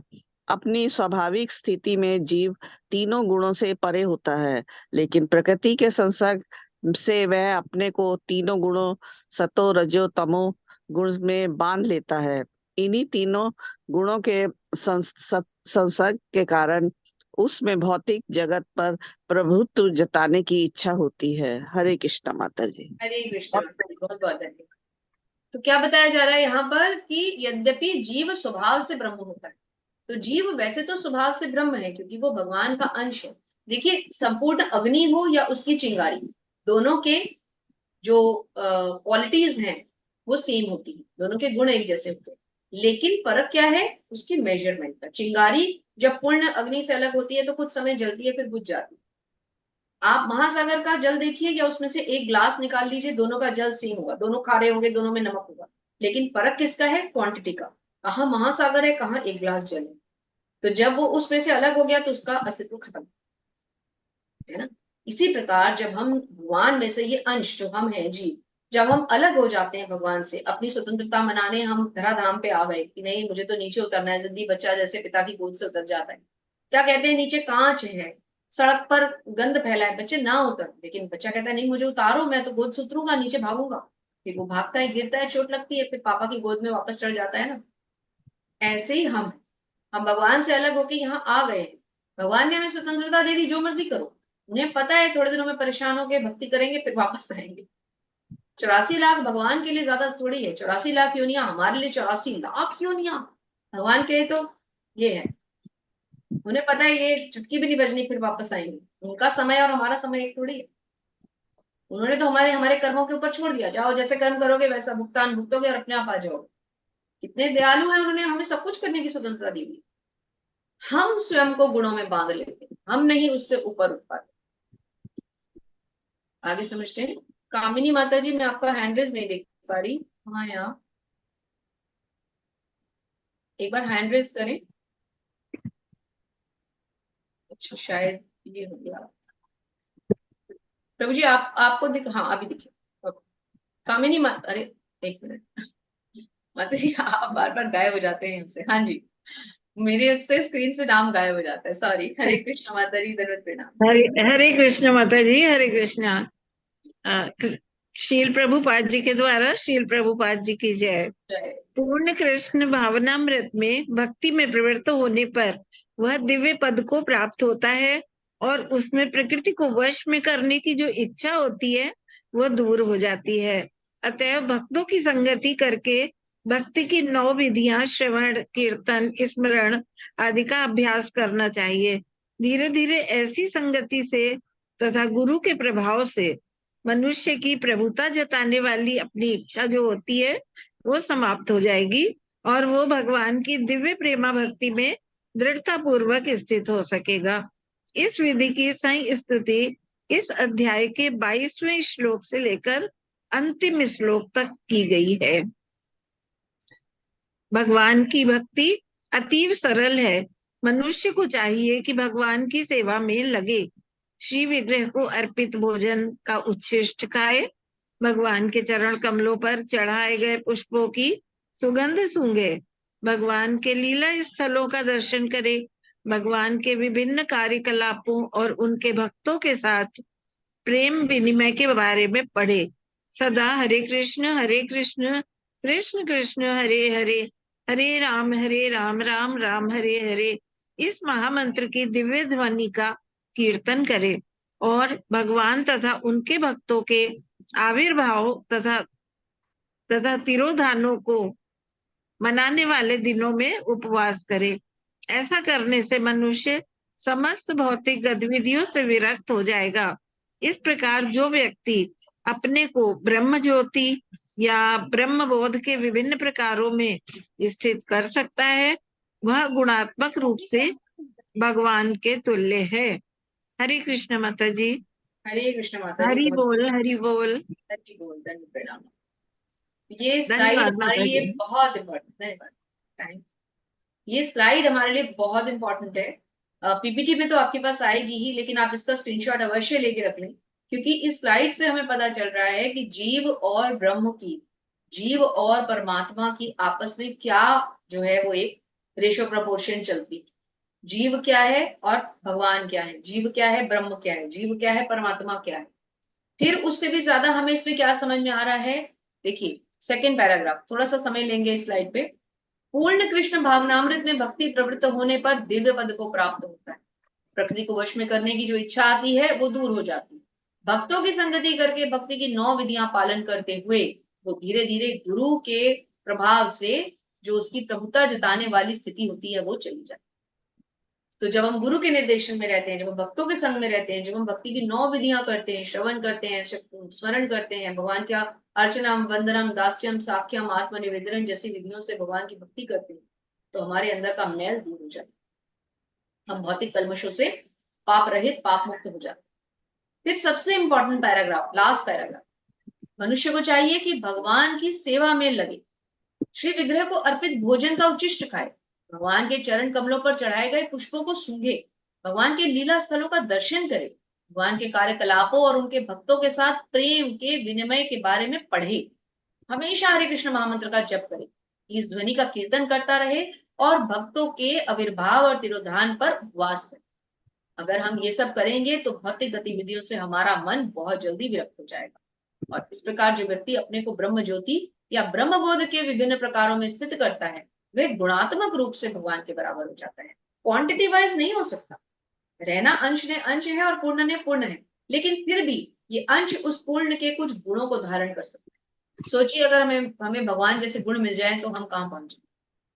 इसको हमें अच्छी तरह से समझना है। हरे कृष्णा। यहाँ पर अध्याय की समाप्ति होती है और थोड़ा सा आज हम लेट हो गए, आप सबसे क्षमा चाहती हूँ। कोई भी गलती मुझसे हुई हो तो कृपा करके मुझे क्षमा कर दें। थोड़ी सी त्रुटियां हो जाती हैं, हम कोई वक्ता नहीं है, हमारी कोई क्षमता नहीं है, फिर भी हम केवल प्रयास करते हैं। प्रभु जी, माता जी इसकी असीम कृपा है जो हमें ये सेवा उन्होंने दे दी। तो thank you so much. Hare Krishna माता जी, कोटि कोटि धन्यवाद माता जी, बहुत अच्छा था। Thank you. हरे कृष्ण। किसी का यदि कोई प्रश्न है तो आप पूछ सकते हैं।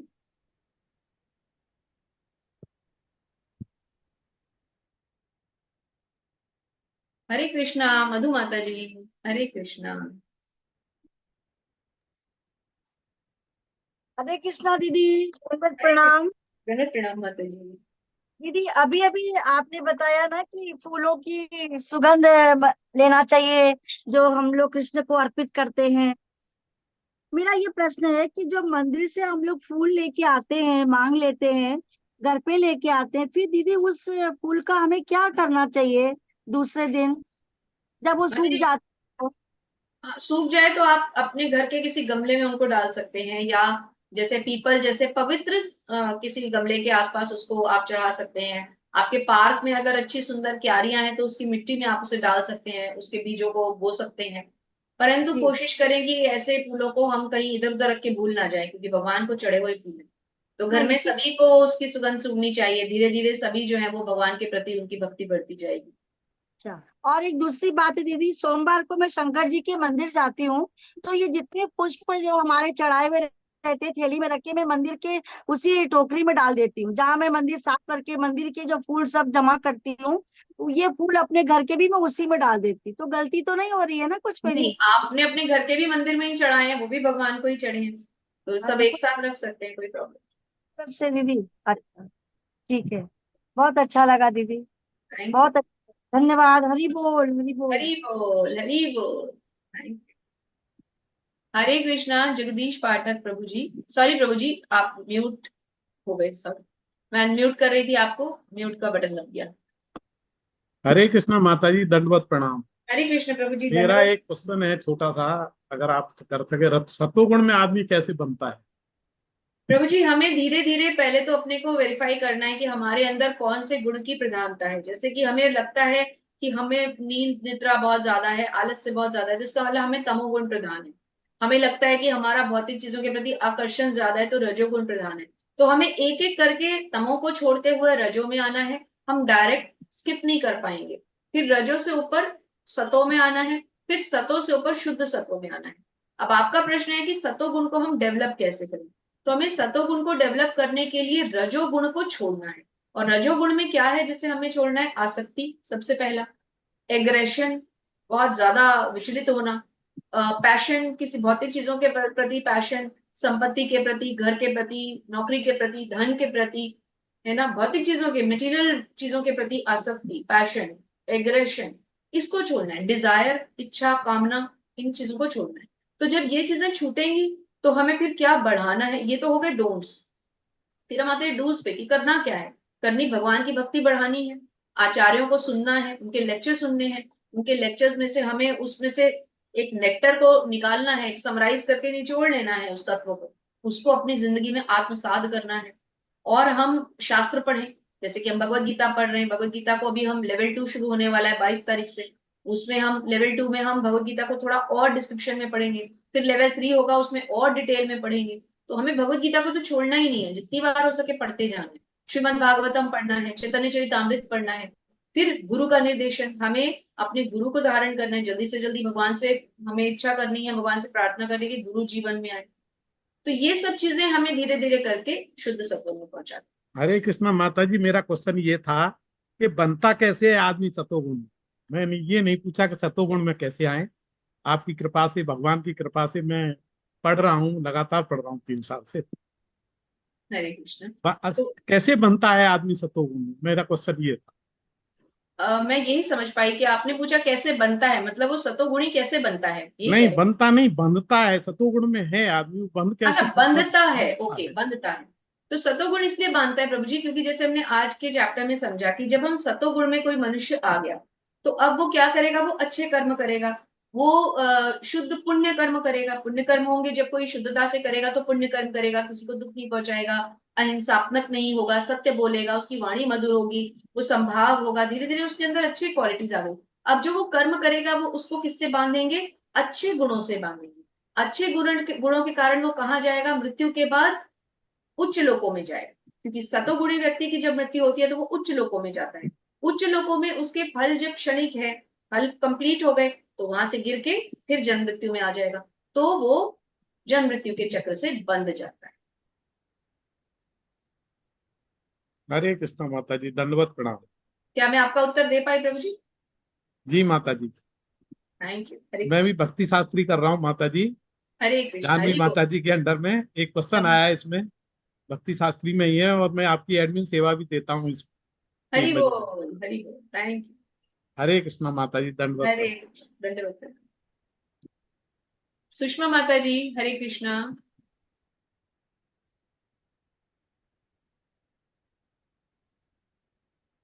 माता जी अनम्यूट करें प्लीज, सुषमा माता जी। हरे कृष्णा माता जी। हरे कृष्ण माता जी। मेरा सवाल फूलों से ही लेकर था कि जैसे मैं पूजा करती हूँ सुबह, तो 7 बजे के करीब जैसे पूजा करती हूँ, तो फूल हमारे घर के आसपास नहीं मिलते, थोड़ा दूर जाना पड़ता है मंदिर में। तो क्या शाम को भी फूल रख सकते हैं या मतलब सुबह ही लाने जरूरी होते हैं?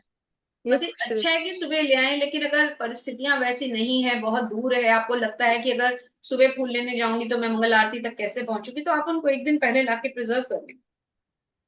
ऐसा कोई दोष तो नहीं लगता कि रात जैसे शाम को लाए तो? इसमें कोई दोष कुछ कर नहीं सकते ना, क्योंकि आप अगर समय पर फूल अर्पित ही नहीं कर पाए तो हाँ फिर जी, हाँ जी, फायदा ही क्या हुआ। हाँ जी, एक हाँ दिन पहले जी। लाके उनको साफ सफाई से आप प्रिजर्व कर। अच्छा अच्छा, ठीक है। हरे कृष्णा माता जी। हरे कृष्णा गुलाब माता जी। हरे कृष्णा माता जी। हरे कृष्णा माता जी, हमें ये जानना था कि हमें कैसे पता चलेगा ये गुरु हमें चुनते हैं या हम गुरु को चुनेंगे, और गुरु कैसे होने चाहिए? हरि बोल माता जी, बहुत बड़ा प्रश्न है, इसका उत्तर बहुत विस्तार पूर्वक वे में आना चाहिए, लेकिन समय की सीमा को देखते हुए हम बहुत शॉर्ट में इसको लेंगे। तो माता जी, गुरु हमें भगवान देते हैं और भगवान हमें गुरु देते हैं। ये एक बहुत ही कठिन विषय है, और बोलने के लिए इसके लिए बड़े बड़ों के मुंह छोटे पड़ जाते हैं, मेरी तो कोई क्षमता ही नहीं है। लेकिन सत्य यही है कि गुरु हमें भगवान देते हैं और भगवान ही हमें गुरु प्रदान करते हैं। तो क्या होता है कि भगवान की जब हम पे कृपा होती है, जब हम भगवान की भक्ति करते हैं, भगवान की हम पे कृपा होती है, तो भगवान हमारे जीवन में गुरु को भेजते हैं। अब प्रश्न ये उठता है कि हम अपने गुरु को कैसे चुनें। तो हमें पहली बात की प्रामाणिक गुरु को चुनना है। प्रामाणिक गुरु अर्थात जो प्रामाणिक संस्थाओं से, जैसे कि हम इस्कॉन से जुड़े हुए हैं, इस्कॉन एक प्रामाणिक संस्था है। इस्कॉन जो है वो ब्रह्म संप्रदाय के अंतर्गत आती है। हमने पुराने अध्यायों में, तीसरे अध्याय में, चौथे अध्याय में हमने पढ़ा भी था कि जो 4 संप्रदाय हैं, ब्रह्म संप्रदाय, कुमार संप्रदाय, श्री संप्रदाय, रुद्र संप्रदाय, ये 4 ही संप्रदाय हैं जिनमें प्रामाणिक गुरु मिलते हैं। तो हमें इनमें से किसी एक संप्रदाय को सबसे पहले ज्वाइन करो। अब जैसे भगवान की कृपा से हम सब ब्रह्म संप्रदाय के थ्रू इस्कॉन में ज्वाइन हो गए, तो हमारा फर्स्ट स्टेप पूरा हो। अब आता है प्रश्न, हम गुरु को कैसे चुने। इस्कॉन के तो सारे ही जो दीक्षा गुरु हैं वो सब बोनाफाइड है। अब इन सब में से हम गुरु किसको माने। तो जहां हम जिन गुरु के साथ हम अपने को कनेक्टेड मानते हैं, कई बार हम स्थान को लेके कनेक्टेड हो जाते हैं कि मैं दिल्ली में रहती हूँ, मैंने बार बार अगर परम पूजनीय गोपाल कृष्ण स्वामी महाराज के दर्शन किए हैं, तो मेरे मन में एज गुरु उनकी छवि आ सकती है। मैं बैंगलोर में रहती हूँ, मैं हिज डेज नामानिष्ठा प्रभु जी के कार्यक्रम में जुड़ी हुई हूँ। अब यदि मुझे परम पूजनीय जयपताका स्वामी महाराज के प्रति एक भाव उत्पन्न हो रहा है कि वो मेरे नामानिष्ठा प्रभु जी जो हमारे शिक्षा गुरु हैं, उनके गुरु हैं वो, तो एक भाव उत्पन्न हो रहा है, तो मैं उनके लिए उनकी शरण में जा सकती। तो इसके लिए जैसा कि मैंने अपने मेंटोर से ये क्वेश्चन किया था कि मुझे क्या करना चाहिए, तो मुझे मेरे 2 मेंटोर्स ने सेम उत्तर दिया था कि आप गुरु के लेक्चर सुनो।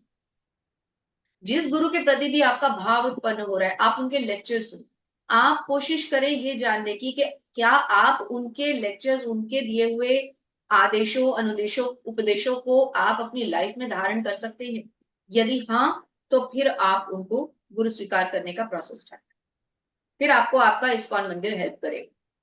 जैसे आश्रय फॉर्म भरेंगे, शेल्टर फॉर्म भरेंगे, फिर आपको कुछ टाइम ऑब्जर्व किया जाएगा कि आप पूरे नियम कर रहे हैं या नहीं, फिर आपका इंटरव्यू होता है, फिर फाइनली दीक्षा का प्रोसेस आरंभ।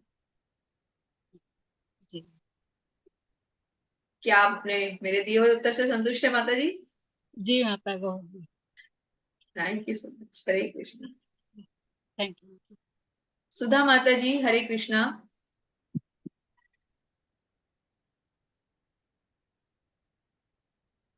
अनम्यूट करें माता जी, सुधा माता जी।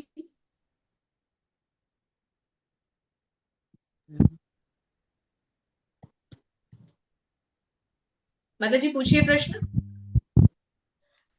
ओके, शायद नहीं पूछना आपको, हैंड रेज भी नहीं है आपका। ओके, शायद आपने रीडिंग के लिए किया होगा। Okay, no problem. अनिता माता जी, हरे कृष्णा।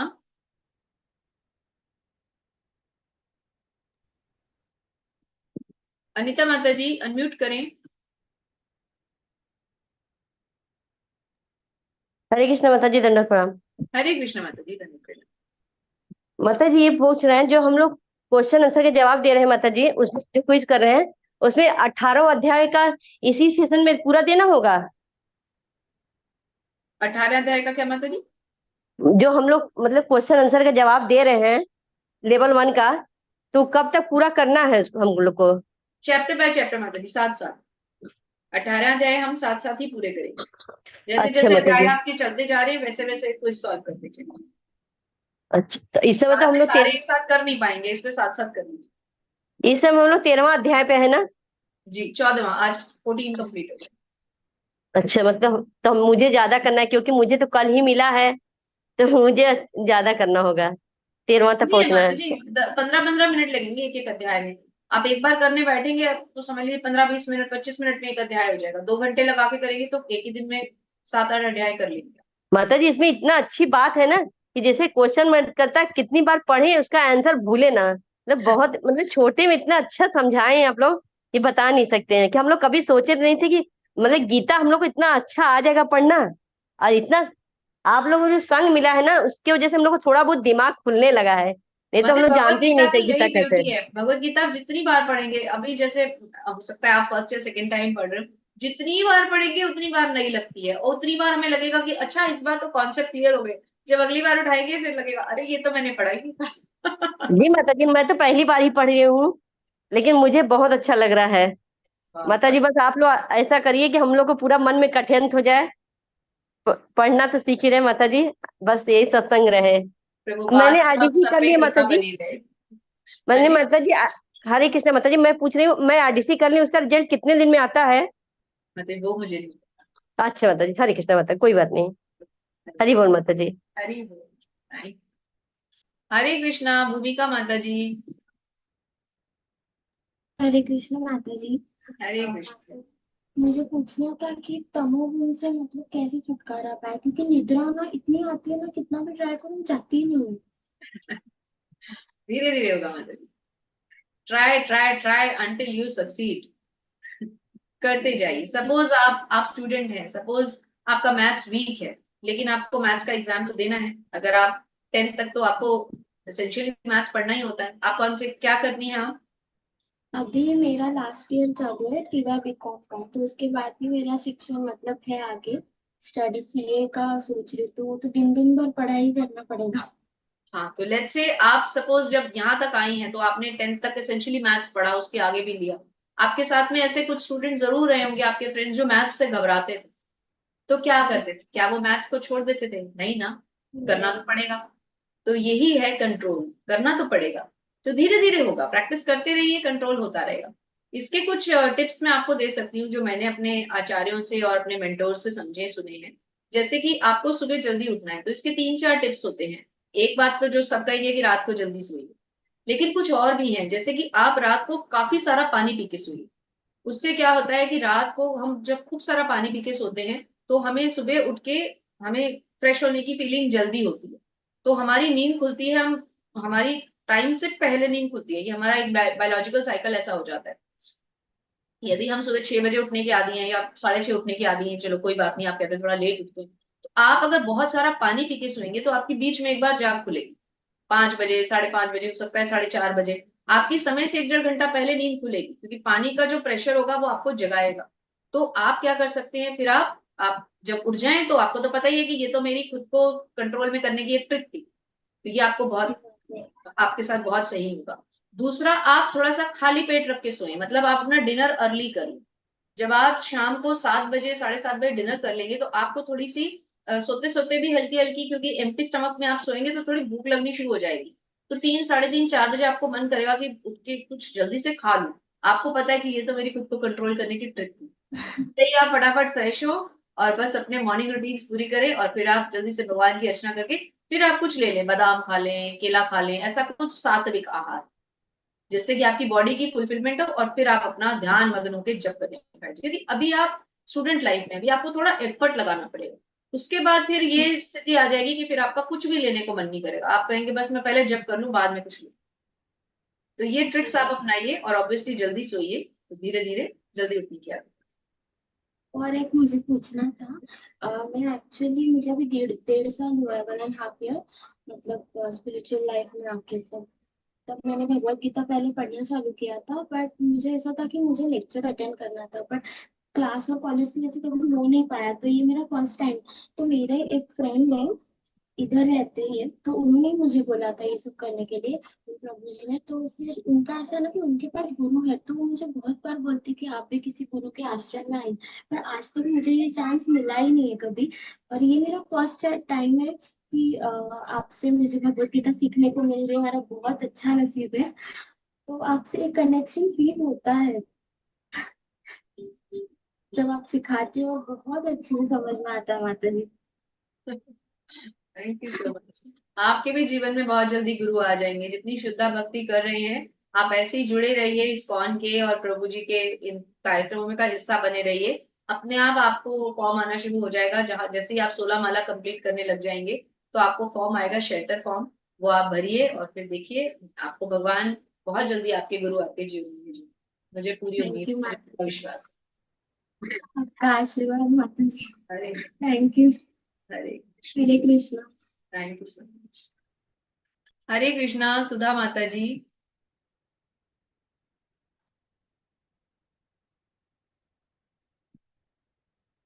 हरे कृष्ण माता जी।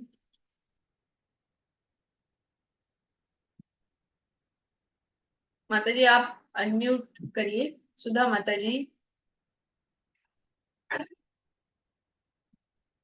माता जी आप अनम्यूट नहीं हो पा रहे, सुधा माता जी। हाँ जी, अब बोलिए माता, बोलिए माता जी, सुधा माता जी बोलिए। हाँ, मैं ये कह रही हूँ आपसे, हरे कृष्ण माता जी। हाँ जी, हरे मैं गीता तो 2-3 बार पढ़ी है, लेकिन इस बार जब मैं आपके संपर्क में आई और मैंने जब क्लास ज्वाइन की, तो मैं पूरी तरह से अब अच्छे से समझ में आने लगी है।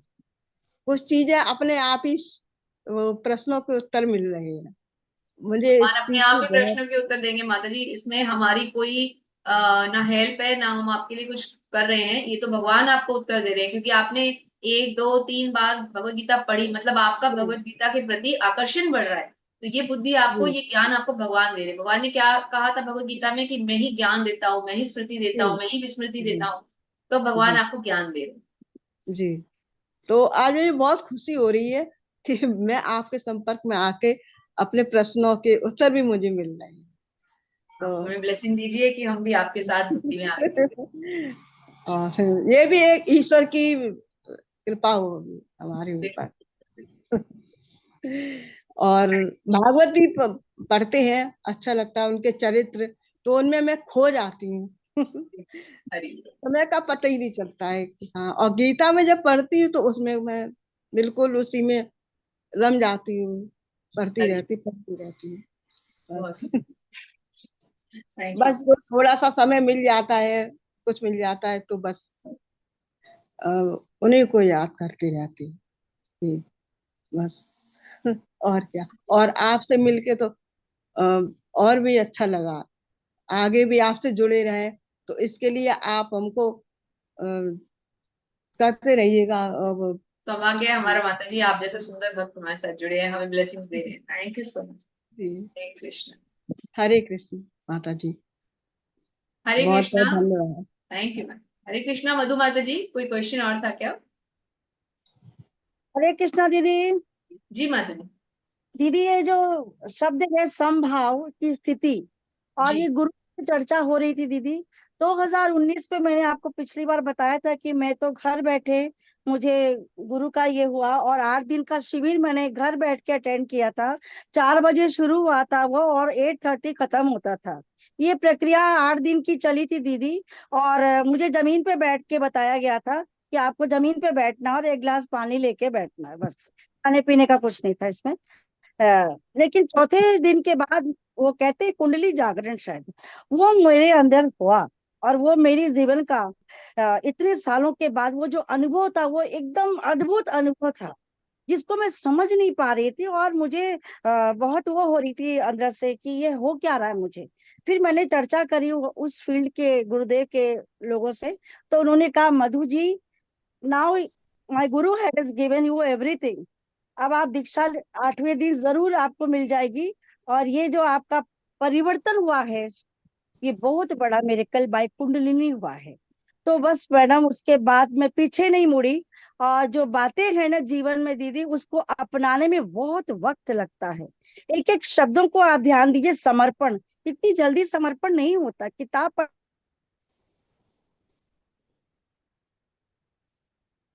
माता जी आपकी आवाज बंद हो गई। मधु माता जी आपकी आवाज नहीं आ रही, शायद म्यूट हो गया आप। और हैंड रेज भी नहीं है, मैं देख नहीं पा रही हूँ कहाँ है आप। शायद लीव हो गए क्या माता जी? अच्छा ओके, मैं फिर से आपको अनम्यूट करती हूँ। जी, शायद समय सीमा की वजह से प्रभु जी हमें इंडिकेशन दे रहे हैं क्लास को क्लोज करने का। खैर आप अपनी बात कंप्लीट कीजिए। अनम्यूट है आप, अनम्यूट कीजिए। मधु माता जी आप अनम्यूट करें। ओके हाँ जी। जो गुरु का प्रश्न आ रहा था ना कि गुरु को कैसे खोजा जाए, क्या करा जाए, ये तो बहुत बड़ी एक परिवर्तन आ गया जीवन में दीदी। लेकिन जब मैं गुरु के आश्रय में आई हूँ यहाँ पर, तो बहुत बहुत बहुत परिवर्तन जीवन में आया। वो किताब पढ़ने से नहीं आया, वो अनुभव को आत्मसात करने से आया है मुझे। और लोगों की समाज में रह करके आप जैसे उनके साथ बिहेव करते, आचरण करते, संसर्ग में रहते, क्या कहते हैं, क्या बोलते हैं, क्या चलते, क्या भाव आपके अंदर है कार्य करने के समय, वो सब परिवर्तन इनके साथ रह के मुझे आया। एक एक शब्दों पे मैंने ध्यान दिया है कि what is the actual meaning of all this things in behaving this. और मैं बहुत बहुत बहुत ये हूँ दीदी। एक बात क्या होता है, जब हम लोग कोई काम करते हैं जीवन में, घर हो, बाहर हो, समाज हो, तो मनुष्य में थोड़ी सी प्रशंसा पाके अहंकार आ जाता है। पर एक वर्ड मैंने गुरु से सीखा, समर्पण, समर्पित। वो वर्ड हम लिखते हैं दीदी, समर्पित तो गुरुदेव। बस ये जो शब्द लिखने से ही दीदी हमको बहुत बहुत शांति मिलती है। जैसे बेटी को पुरस्कार मिला तो मैंने यही लिखा अपने ग्रुप में, समर्पित तो सदगुरु। कुछ नहीं, आप संस्था से, तालियों से कुछ भी फर्क नहीं पड़ रहा है। ऐसा है दीदी, ये बहुत बड़ा परिवर्तन है दीदी अंदर का। आपके मन को शांत किया आपने, खुद अपने ही उलझनों को शांत किया गुरु के एक एक शब्दों को सुन करके। अब बात आती कृष्ण की। कृष्ण का 40 साल से संबंध दादी माँ के साथ जो जुड़ा है, जो बातें आप हमें बताती हैं, भोग लगाना, ये छोटे से करते चले आ रहे थे उनके साथ, और हंसते भी थे। इनके भगवान तो सब समय खाना खाते हैं, भोग लगाते रहते। आज जीवन में वो मेरे लिए तपस्या बन गया दीदी। ये भी इतना आसान नहीं है, लेकिन करना करना है तो फिर आपको उस सारी चीजों को त्याग करके एकदम डेडिकेशन में करना पड़ता है, तभी ईमानदारी है हमारे कर्तव्यों की। नहीं तो किताब तो मैं 1000 बार पढ़ लूंगी दीदी, ऐसी बात नहीं है। पर ये जीवन में उतारना ये बहुत बड़ी बात है।